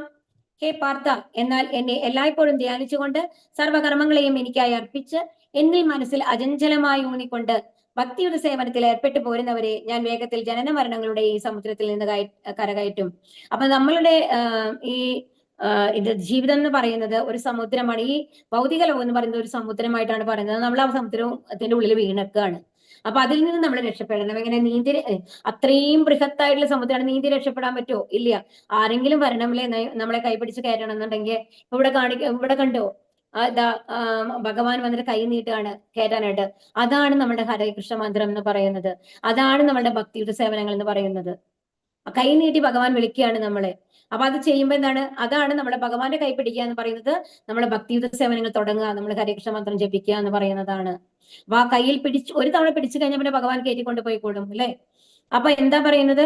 എന്റെ മനസ്സിൽ അചഞ്ചലമായി ഊന്നിക്കൊണ്ട്, അപ്പൊ വേറെ ഒരു ചിന്തയും ഇല്ലാതെ ഭഗവാൻ മാത്രമാണ് ശരണം എന്നുള്ള രീതിയിൽ ഭക്തിയുത സേവനത്തിൽ ഏർപ്പെട്ടു പോകുന്നവരെ ഞാൻ ഈ ഭഗവാൻ വന്ന് കൈ പിടിക്കും. നേരെ വന്ന് നമ്മളെ കൈ പിടിച്ച് നമ്മളെ മേലേക്ക് കൊണ്ടുപോകുന്നതാണ് പറയുന്നത്. ഈ കുട്ടിക്ക് മേലെ പോകാൻ പറ്റില്ല, ഭഗവാൻ താഴേക്ക് ഇറങ്ങി വരികയാണ്. നോക്കൂ അല്ലേ. ഇനി ഇവിടെ ഈ ഒരു പിക്ചർ ഉണ്ട്, വളരെ അർത്ഥവത്തായിട്ടുള്ള ഒരു പിക്ചറാണ് കേട്ടോ ഇവിടെ കാണിക്കുന്നത്. ഇവിടെ എന്താണ്, ഒരാള് തൂങ്ങി കിടക്കുന്നുണ്ട് അല്ലെ. ഇവിടെ ഒരു മരത്തിൽ നിന്ന് ഇങ്ങനെ തൂങ്ങി കിടന്നുകൊണ്ടിരിക്കുകയാണ് ചില്ലയില്. ആ മരം ആദ്യം തന്നെ ആ ചില്ല മാത്രം എടുക്കൂ. ഈ മരമാണ് നമ്മളുടെ ഇത്തവണത്തെ ജന്മം എന്ന് പറയുന്നത്. ഈ പ്രസന്റ് ആയിട്ട് നമ്മൾക്ക് കിട്ടിയിട്ടുള്ള ജന്മമാണ് ഈ മരം എന്ന് പറയുന്നത്. സങ്കല്പിക്കുക കേട്ടോ നിങ്ങൾ, അപ്പോഴാണ് നിങ്ങൾക്ക് മനസ്സിലാവുള്ളൂ. അപ്പം അത് കഴിഞ്ഞ് ഈ ആന കണ്ടു അല്ലെ, ഇവിടെ ആനയില്ലേ, ഈ ആനയാണ് നമ്മൾ ആ കർമ്മങ്ങളും കൊണ്ടാണ് വന്നിട്ടുള്ളത്. അപ്പൊ ഈ കർമ്മങ്ങൾ എന്ന് പറയുന്നതാണ്. അപ്പൊ ആന എന്താ ചെയ്യുന്നത്? ആ മരം ഇങ്ങനെ ആട്ടിക്കൊണ്ടിരിക്കുകയാണ്. അതാണ് നമ്മളുടെ ലൈഫിലത്തെ ഓരോ സിറ്റുവേഷൻസ്, നമ്മുടെ ചലഞ്ചസ്, നമ്മൾ എന്തിനൊക്കെ നേരിടണം, നമ്മൾക്ക് എന്തൊക്കെ ദുഃഖങ്ങൾ വരുന്നുണ്ട്, അതാണ് ഈ ആന പ്രതിനിധീകരിക്കുന്നത്. അപ്പൊ എന്താണ് നമ്മുടെ സ്റ്റഡി ആയിട്ട്, ഈ ആന ആട്ടിയിട്ടില്ലെങ്കിൽ സമാധാനമായിട്ട് അയാൾക്ക് അത് പിടിച്ചിട്ട് അവിടെ കിടക്കാം. പക്ഷെ നമ്മൾക്ക് അങ്ങനത്തെ ഒരു ലൈഫ് ഉണ്ടോ? ഓരോ നിമിഷം കഴിഞ്ഞ് അടുത്ത നിമിഷത്തിൽ എന്ത് ടെൻഷനാണ് വരാൻ പോണെന്ന് നമ്മൾക്ക് അറിയില്ല എന്നുള്ള ലെവലല്ലേ ഓരോരുത്തരും ഉള്ളത്. പെർമനന്റ് ആയിട്ട് സന്തോഷമുള്ള ആരെങ്കിലും ഇവിടെ ഉണ്ടോ? എത്ര പൈസയുള്ള ആൾക്കാരായിക്കോട്ടെ, എത്ര എന്താണ് ശാന്തസുന്ദരമായിട്ടുള്ള, അതായത് നല്ല ഹസ്ബൻഡിനെ കിട്ടിയിട്ടുണ്ടാവും, നല്ല കുട്ടികളെ കിട്ടിയിട്ടുണ്ടാവും, അത്രയും നല്ലൊരു ഫാമിലി ആയിരിക്കും കിട്ടിയിട്ടുണ്ടാവുക. എന്നാൽ പോലും ഒരു തവണയെങ്കിലും ഈ ജീവിതം വേണ്ടായിരുന്നു തോന്നാത്ത ഒരാളെങ്കിലും ഇവിടെ ഉണ്ടോ? ഉണ്ടാവില്ല എന്നാണ് ഞാൻ വിചാരിക്കുന്നത്. ഒരു നിമിഷത്തിലേക്കാൾ അല്ലെങ്കിൽ നമ്മൾക്ക് തോന്നും എന്തിനാ അങ്ങനെ ജീവിക്കുന്നത് തോന്നാത്ത ആരെങ്കിലും ഉണ്ടോ ഇവിടെ? ഉണ്ടാവില്ല. കാരണം എല്ലാവരുടെ മനസ്സിലും ഉള്ളതാണ്. നമ്മൾ പണ്ട് ആ കഥ പറഞ്ഞു അല്ലെ, ആ ഒരു എന്താണ് സർക്കസ് കൂടാരത്തിൽ പോയിട്ട് ഓരോരുത്തരും പുറത്തു വന്നു കഴിഞ്ഞിട്ട് എന്താ വിചാരിക്കുന്നത്? മറ്റുള്ളവർക്ക് സുഖമായിട്ടിരിക്കുന്നു, എനിക്ക് മാത്രമാണ് ദുഃഖം എന്ന്. പക്ഷെ അങ്ങനെയല്ല, എല്ലാവരുടെ കഥയും അത് തന്നെയാണ്. ഒരാൾക്ക് ഒരു തരത്തിലുള്ളതാണെങ്കിൽ മറ്റൊരാൾക്ക് വേറെ തരത്തിലായിരിക്കും എന്നുള്ളത് ആണ് വ്യത്യാസമുള്ളൂ. അപ്പൊ ഇയാൾ ഇങ്ങനെ തൂങ്ങിക്കിടക്കുകയാണ്. അപ്പൊ താഴേക്ക് നോക്കൂ, പിടിവിട്ട എന്താ ആവാൻ പോണത്? അയാൾ എവിടേക്ക് വീഴാൻ പോണേ? ഈ സർപ്പങ്ങളുടെ ഇടയിലേക്ക്. ഇതാണ് നമ്മുടെ ഭവസാഗരം എന്ന് പറയുന്നത്. നമ്മുടെ ഈ ഭൗതിക ലോകം എന്ന് പറയുന്നതാണ് അവിടെ താഴെ കാണിക്കുന്നത്, സർപ്പങ്ങളുള്ള ആ സ്ഥലം. അതിന്റെ ഇടയിലേക്കാണ് വീഴാൻ പോണത്. കടിക്കും അല്ലേ, എന്തായാലും പോയിസൺ ആണ്. അപ്പൊ മേലെ എന്താ ചെയ്യണത് നോക്കൂ, ഒരു കറുത്ത എലിയും വെളുത്ത എലിയും ഉണ്ട്. അവരെന്താ ചെയ്യുന്നത്? അത് ഇങ്ങനെ ആ മരത്തിന്റെ വൃക്ഷത്തെ ഇങ്ങനെ കരണ്ട് തിന്നുകൊണ്ടിരിക്കുകയാണ്. അപ്പൊ ഏത് നിമിഷം വേണമെങ്കിലും അത് കട്ടായിട്ട് താഴെ വീഴാം. അതാണ് നമ്മുടെ ലൈഫ് എന്ന് പറയുന്നത്. രാത്രിയും പകലുമാണ് ആ എലികൾ പ്രതിനിധീകരിക്കുന്നത്. അപ്പൊ എന്താണ് അത്? എപ്പോ വേണമെങ്കിൽ നമ്മളുടെ ലൈഫ് അവസാനിക്കാം എന്നുള്ളതാണ് അവിടെ കാണിക്കുന്നത്. അത് അവർ അറ്റ് കഴിഞ്ഞാൽ നമ്മൾ താഴെ വീണു. നമ്മൾ താഴെ എവിടേക്കാണ് വീഴാൻ പോകുന്നത്? ഈ സർപ്പങ്ങളുടെ, ഈ പോയിസണസ് ആയിട്ടുള്ള സർപ്പങ്ങളുടെ ഇടയിലേക്ക്. അതാണ് നമ്മുടെ ഇപ്പൊ അനുഭവിച്ചുകൊണ്ടിരിക്കുന്ന ലൈഫ്, ദുഃഖങ്ങളും ദുരിതങ്ങളും ഉള്ള അതിലേക്കാണ് വീഴാൻ പോകുന്നത്. പക്ഷെ ഇവിടെ ഒരു ചാൻസ് അവിടെ കൊടുക്കുന്നുണ്ട്. ഇപ്പുറത്ത് നോക്കൂ, ഭഗവാൻ ഇങ്ങനെ കൈ നീട്ടിക്കൊണ്ടിരിക്കുന്നുണ്ട്. നമ്മൾ ആ ഭഗവാന്റെ കയ്യിലേക്ക് പിടിച്ചാലോ? ഭഗവാൻ ആ വിമാനത്തില് അരയന്നത്തിനെ പോലുള്ള ആ വിമാനത്തിലാണ് വന്നിട്ടുള്ളത് അല്ലെ. അതിൽ കയറ്റിയിട്ട് നമ്മളെ കൊണ്ടുപോകും. പിന്നെ നമ്മൾക്ക് ഇവിടെ ഈ കഷ്ടപ്പാടുണ്ടോ? ഈ സർപ്പങ്ങളുടെ ഇടയിലേക്ക് വരേണ്ട ആവശ്യമുണ്ടോ? അതുപോലെ ഈ ആനയുടെ ഈ കുലുക്കത്തിൽ നമ്മളിങ്ങനെ ഇരുന്നുകൊണ്ടിരിക്കണോ? വേണ്ട അല്ലേ. അതുപോലെ പക്ഷേ ഇവിടെ അതിൽ ഏറ്റവും രസകരമായിട്ടുള്ള കാര്യം എന്ന് പറയുന്നത്, ഇപ്പൊ ഇതൊക്കെ നമ്മൾ മനസ്സിലായി. എന്തിനാണ് ആ മനുഷ്യന് ആർത്തിയുള്ളത് നോക്കൂ. അവിടെ മേലെ ഒരു തേനീച്ചക്കൂടുണ്ട്, അവിടെ തേനീച്ചകൾ പറന്നുകൊണ്ടിരിക്കുന്നുണ്ടെന്ന് മനസ്സിലാക്കണം. പക്ഷെ അതിന്റെ ഉള്ളിൽ നിന്ന് എന്താണ്, തേനീച്ചക്കൂടിൽ നിന്ന് ഓരോ തുള്ളി തേന് ഇടയിൽ ഇങ്ങനെ ഇറ്റ് വീണുകൊണ്ടിരിക്കുന്നുണ്ട്. അത് നക്കാണ് അയാള് ചെയ്യുന്നത്. അപ്പൊ അതിന്റെ മധുരം, അതാണ് നമ്മളുടെ ലൈഫിൽ നമ്മൾക്ക് എപ്പോഴെങ്കിലും കിട്ടുന്ന ഒരു സന്തോഷം എന്ന് പറയുന്നത്. അപ്പൊ ആ സന്തോഷം കാരണം കൊണ്ട് അയാൾക്ക് ഒന്ന് കൈ നീട്ടിയാൽ മതി, ഭഗവാന്റെ അടുത്ത് എത്താൻ പറ്റും അല്ലെ. പക്ഷെ അയാൾ കൈ നീട്ടുന്നില്ല. അയാൾക്ക് എന്താ വേണ്ടത്? എപ്പോഴെങ്കിലും എനിക്ക് ഒരു തുള്ളി, ഇനി ഒരു തുള്ളി തേനും കൂടി കിട്ടും, ഇനി ഒരു തുള്ളി തേനും കൂടി കിട്ടും, അതിനേക്കാൾ എത്രയും സമാധാനമായിട്ടുള്ള ലൈഫാണ് ഭഗവാന്റെ കൈ പിടിച്ചാന്നുള്ളത് മനസ്സിലാവുന്നുണ്ടോ? ഇതാണ് നമ്മൾ ഓരോരുത്തരും മനസ്സിലാക്കേണ്ടത്. നമ്മളുടെ അവസ്ഥയാണ് കൃത്യമായിട്ട് പറഞ്ഞിട്ടുള്ളത്. അപ്പോ നമ്മൾ എന്ത് വേണം? നമ്മൾ ഭഗവാന്റെ കൈ പിടിക്കാനായിട്ട് നമ്മൾ തയ്യാറാവണം. ഭക്തിയുടെ സേവനങ്ങൾ ചെയ്യാനായിട്ട് നമ്മൾ തയ്യാറാവണം എന്നുള്ളതാണ് ഇവിടെ പറയുന്നത്. മയ്യേവ മന ആദസ്വ മയി ബുദ്ധി നിവേശയ നിവശിഷ്യസി മയ്യേവ അത ഊർധ്വം ന സംശയക. പരമദിവ്യോത്തമ പുരുഷനായ എന്നിൽ പരിസുറപ്പിച്ച് ബുദ്ധിയെ വ്യാപരിപ്പിക്കുക. അപ്രകാരം നീ എല്ലായ്പ്പോഴും എന്നിൽ തന്നെ വാഴും, സംശയമില്ല. ഇവിടെ എന്താണ് ഭഗവാൻ പറയുന്നത്? അപ്പോ ഇനി എന്നിൽ തന്നെ എന്താ ചെയ്യേണ്ടത്? അപ്പോ ഇപ്പൊ മനസ്സിലായി എത്ര ഡേഞ്ചറിലാണ് നമ്മൾ ഇരിക്കണത്, ഇപ്പൊ മനസ്സിലായി കഴിഞ്ഞില്ലേ? ഇനി നമ്മൾ എന്താ ചെയ്യേണ്ടത്? പരമദിവ്യോത്തമ പുരുഷനായ എന്നിൽ മനസ്സുറപ്പിച്ച് ബുദ്ധിയിൽ വ്യാപരിപ്പിക്കുക. ബുദ്ധി ഫുൾ എന്തിൽ വേണം? പരമദിവ്യോത്തമ ഭഗവാനിൽ മാത്രം സമർപ്പിക്കുക. എന്നിട്ട് എന്ത് ചെയ്യണം? അപ്പൊ അങ്ങനെയാണെങ്കിൽ എല്ലാ കാര്യങ്ങളും ഭഗവാനിൽ സമർപ്പിച്ച് ചെയ്യുകയാണെങ്കിൽ, ഇവിടെ നോക്കൂ, ഭഗവാന്റെ ലീലകളാണ്. അപ്പൊ എന്താണ്? തന്റെ ഗോപ സുഹൃത്തുക്കളോടൊപ്പം ഭഗവാൻ ഭക്ഷണം കഴിക്കുന്നതാണ് കാണുന്നത്. അത് നല്ല രസമാണ്. അതെങ്ങനെയാ വെച്ച് കഴിഞ്ഞാല് ഓരോ കുട്ടിക്കും തോന്നുന്നത്രേ ഭഗവാൻ അവരെ ഫേസ് ചെയ്തിട്ടിരിക്കുകയെന്ന്. ശരിക്കും ഭഗവാൻ ഒരു സൈഡിലേക്കാണ് തിരിഞ്ഞിരിക്കുന്നത് അല്ലെ, നമ്മൾക്ക് ഇവിടെ കാണുന്നുണ്ട്. പക്ഷെ പിന്നിലിരിക്കുന്ന കുട്ടികൾക്കും എന്താ തോന്നണമെന്നുണ്ടെങ്കിൽ ഭഗവാൻ എന്നോട് മാത്രമാണ് സംസാരിക്കുന്നത്, എന്നോട് മാത്രമാണ് ഭക്ഷണം ഷെയർ ചെയ്യുന്നുള്ള ഒരു തോന്നൽ അവർക്ക് എല്ലാവർക്കും ഉണ്ടാവും അത്രേ ആ ഭഗവാൻ അങ്ങനെ ചെയ്യുമ്പോൾ. അതുപോലെ ഓരോരുത്തരുടെ വായിൽ നിന്ന് എടുത്ത് കഴിക്കും അല്ലെ, വായിൽ നിന്ന് എടുത്ത് കഴിക്കും, പ്ലേറ്റിൽ നിന്ന് എടുത്ത് കഴിക്കും. എന്തൊക്കെയാണ് ഭഗവാൻ ചെയ്യാത്തത്? ഇത് കണ്ടിട്ടല്ലേ ബ്രഹ്മാവിന് തോന്നിയത് ഇത് ഏതോ മനുഷ്യക്കുട്ടിയാണ്, ഭഗവാൻ ഒന്നും ഇങ്ങനെ ചെയ്യില്ല, ഇത്രയും ഇതായിട്ടുള്ള ആരെങ്കിലും വായിൽ നിന്ന് കിച്ചിലൊക്കെ ആരെങ്കിലും എടുത്ത് കഴിക്കുമോ? അത് പരമദിവ്യോത്തമ പുരുഷനായിട്ടുള്ള ഭഗവാൻ എന്ന് പറഞ്ഞിട്ടാണ് ബ്രഹ്മാവ് എനിക്ക് തോന്നുകയാണ് ഇത് മനുഷ്യക്കുട്ടിയാണ്, എനിക്കൊന്ന് ചെക്ക് ചെയ്യണമെന്ന് പറഞ്ഞിട്ടാണ് എന്ത് ചെയ്യുന്നത്? ബ്രഹ്മവിമോഹന ലീല നടക്കുന്നത്. ഭഗവാൻ ബ്രഹ്മാവ് എന്ത് ചെയ്യും? ആ കുട്ടികൾ എന്താണ് ആദ്യം ഗോക്കളെ മുഴുവൻ മാറ്റും അല്ലെ, അത് കഴിഞ്ഞിട്ട് ഈ ഗോപ കുട്ടികളെ മുഴുവൻ മാറ്റും അവിടെ നിന്ന്. എന്നിട്ട് എന്താ ചെയ്യുന്നത്? ഭഗവാൻ അവർ ഓരോരുത്തരും വിസ്തരണമായി വന്ന് ഓരോ കുട്ടികളായിട്ട് മാറുകയാണ് ചെയ്യുന്നത്. എന്നിട്ട് എന്താണ് അവിടെ വൃന്ദാവനത്തിൽ എത്തുമ്പോ എല്ലാ അമ്മമാർക്കും കൂടുതൽ സ്നേഹമാണ്. എന്താ കാരണം? ഓരോരുത്തർക്കും ഒരു വർഷത്തേക്ക് കിട്ടിയതോ കൃഷ്ണനെയാണ്. അവരൊരു ഭാഗ്യം ആലോചിച്ച് നോക്കൂ. ആ ഭഗവാനോടുള്ള ഇഷ്ടം കാരണം കൊണ്ട് ഭഗവാൻ ഓരോരുത്തർക്കും സേവിക്കാനുള്ള അവസരം കൊടുക്കുകയാണ് ചെയ്യുന്നത്. ഒരു വർഷമാണ് അതും. ബ്രഹ്മാവിന്റെ ഒരു കണ്ണ് തുറക്കുന്ന സമയം എന്ന് പറയുന്നത് നമ്മളുടെ ഒരു വർഷമാണ്. അപ്പൊ അത് കഴിഞ്ഞിട്ട് ബ്രഹ്മാവ് കണ്ണു തുറക്കുമ്പോഴാണ് കാണുന്നത്, അയ്യോ ഇവിടെ എന്റെ ലോകത്തും അത്രയും പശുക്കുട്ടികളുണ്ട്, ഈ ഗോപക്കുട്ടികളുണ്ട്, അതേമാതിരി വൃന്ദാവനത്തിൽ നിന്ന് അവരൊക്കെ അവിടെയും ഉണ്ട്. അപ്പോഴാണ് തെറ്റ് മനസ്സിലായിട്ട് വന്നിട്ട് ഭഗവാന്റെ അടുത്ത് മാപ്പ് ചോദിക്കുന്നത്, ശരണം പ്രാപിക്കുന്നത്. അപ്പൊ എന്താ പറയുന്നത്? ഭഗവാനില് പരമദിവ്യോത്തമ പുരുഷനായിട്ടുള്ള ഭഗവാനിലും ബുദ്ധിയെ വ്യാപരിപ്പിച്ചാൽ പിന്നെ വേറെ ഒന്നിന്റെയും ആവശ്യമില്ല, എല്ലാം ഭഗവാൻ നോക്കിക്കോളും എന്നുള്ളതാണ് ഇവിടെ പറയുന്നത്. എന്നിൽ തന്നെ വാഴും എന്നാണ് പറയുന്നത് ഭഗവാൻ. ഭഗവാന്റെ തിരുനാമത്തിനും ഭഗവാനും തമ്മിൽ വ്യത്യാസമില്ല, നമ്മൾ പറഞ്ഞതാണ് അല്ലെ. ഭഗവാന്റെ അതീന്ദ്രിയ ശരീരമാണ്. അപ്പൊ ഭഗവാന്റെ വാക്കുകൾക്കും ഭഗവാന്റെ ശരീരത്തിനും തമ്മിൽ ഒരു വ്യത്യാസവും ഇല്ല. ഭക്തൻ ഹരേ കൃഷ്ണ കൃഷ്ണ കൃഷ്ണ ഹരേ ഹരേ, ഹരേ രാമ രാമ രാമ ഹരേ ഹരേ എന്ന മഹാമന്ത്രം ഉച്ചരിക്കുമ്പോൾ ഭഗവാൻ കൃഷ്ണനും അദ്ദേഹത്തിന്റെ അന്തരംഗ ശക്തിയും ആ നാവിന്മേൽ നൃത്തമാടുകയാണ്. ഭക്തൻ കൃഷ്ണനായി നൈവേദ്യം അർപ്പിക്കുമ്പോൾ ഭഗവാൻ സ്വയം അത് ആസ്വദിക്കുന്നു.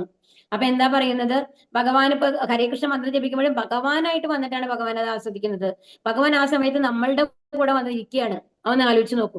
അപ്പൊ നമ്മൾ എങ്ങനെ ഉണ്ടാവണം? ഹരേകൃഷ്ണ മന്ത്രം എങ്ങനെ ജപിക്കണം?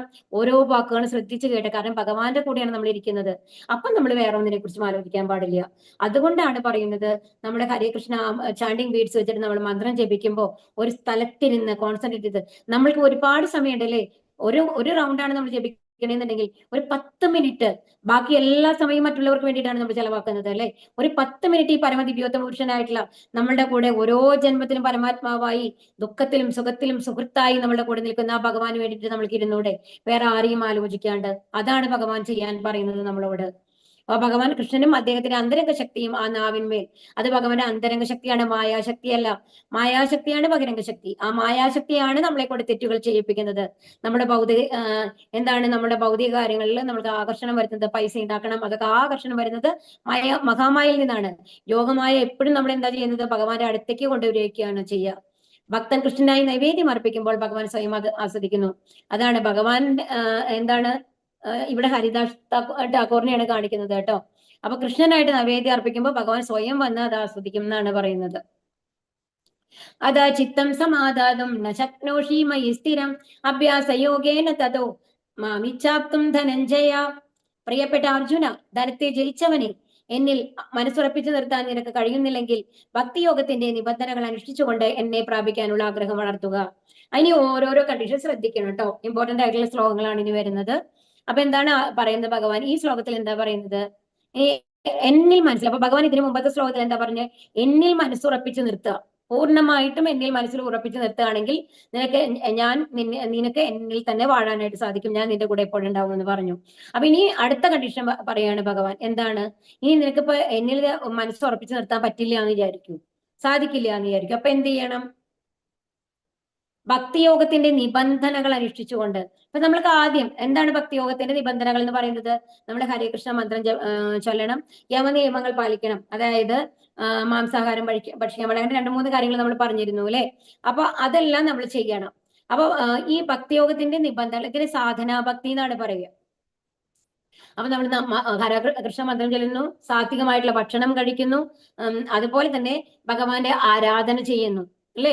പിന്നെ പത്രം പുഷ്പം ഫലം തോയം നമ്മൾ പറഞ്ഞു, എന്തെങ്കിലും ഒന്ന് ഭഗവാന് നിവേദിക്കുന്നു, അതുപോലെ ഭഗവാന്റെ സാഷ്ടാംഗ നമസ്കാരം ചെയ്യുന്നു. അപ്പൊ ഇതെല്ലാം ചെയ്യും. ഇങ്ങനെ നീ ഭക്തി പരിശീലിക്കൂ. അങ്ങനെയാണെന്നുണ്ടെങ്കിൽ കുറച്ച് കഴിയുമ്പോൾ താനെ നമ്മൾക്ക് എന്തുവരും? കൂടുതൽ മന്ത്രം ജപിക്കണം നമ്മൾക്ക് തോന്നും, ഭഗവാന്റെ കാര്യങ്ങൾ എപ്പോഴും അറിയണം തോന്നും. ആ ആഗ്രഹം തനിയെ നമ്മളുടെ ഉള്ളിൽ വരും എന്നാണ് പറയുന്നത്. അപ്പൊ ഏറ്റവും ആദ്യം എന്താ പറഞ്ഞത്? പൂർണ്ണമായും ഏകാഗ്രതയോടെ എന്നെ ധ്യാനിക്കുക, എന്നെ പൂജിക്കുക. അത് സാധിക്കുന്നില്ലെങ്കിൽ എന്ത് ചെയ്യണം? എന്താ പറയുന്നത്? സാധനാഭക്തി പരിശീലിക്കുക എന്നാണ് പറയുന്നത് ഇവിടെ. അഭ്യാസമർത്ഥോസി മത്കർമ്മ പരമോ ഭവ മദർത്ഥമഭി കർമാണി കുർബൻ സിദ്ധിമവാപ്സസി. ഭക്തിയോഗത്തിന് വേണ്ടുന്ന നിബന്ധനകൾ അനുഷ്ഠിക്കാൻ നിനക്ക് കഴിവില്ലെങ്കിൽ എനിക്ക് വേണ്ടി പ്രവർത്തിക്കാൻ ശ്രമിക്കൂ. എനിക്കായി പ്രവർത്തിക്കുന്നത് കൊണ്ട് തന്നെ നീ പരിപൂർണതയിലെത്തും. ഇനിയിപ്പോ ചിലവര് ഒരുപാട് വലിയ വലിയ ബിസിനസ് ചെയ്യുന്ന ആൾക്കാരായിരിക്കാം, വ്യവസായങ്ങൾ ചെയ്യുന്ന ആൾക്കാരായിരിക്കാം, അത്രയും ബിസി ആയിട്ടുള്ള ആൾക്കാരായിരിക്കാം. അപ്പൊ അവര് പറയുകയാണെങ്കിൽ ഞങ്ങൾക്ക് ഭക്തി സേവനം ചെയ്യാനുള്ള സമയമില്ല സത്യം പറഞ്ഞാല്. അപ്പൊ എന്ത് ചെയ്യുക? അറ്റ്ലീസ്റ്റ് ഭഗവാന് വേണ്ടി പ്രവർത്തിക്കുക. അതായത് ഇപ്പൊ ഒരുപാട് പൈസയുള്ള ആൾക്കാരാണെന്നുണ്ടെങ്കിൽ ഒരു അമ്പലം കെട്ടാനായിട്ട് നമുക്ക് പൈസ കൊടുക്കാം അല്ലെ, അല്ലെങ്കിൽ ഭക്തന്മാരുടെ സേവനത്തിന് വേണ്ടിയിട്ട് നമുക്ക് പൈസ സമർപ്പിക്കാം, അല്ലെങ്കിൽ അവർക്ക് ദേഹം കൊണ്ട് എന്തെങ്കിലും സേവനം ചെയ്യാൻ പറ്റുന്നുണ്ടെങ്കിൽ അവർക്ക് സേവനം ചെയ്യാം.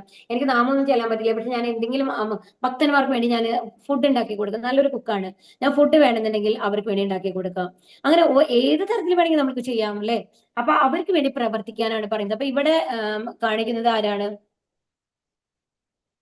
ആൽബർട്ട് ഫോർഡ് എന്ന് പറഞ്ഞിട്ടുള്ള ആളാണ്. ഫോർഡിന്റെ കാറ് കേട്ടിട്ടുണ്ടാവും അല്ലേ. അപ്പൊ ഇതിന്റെ ഉടമസ്ഥനാണ് ഇവിടെ കാണുന്നത്.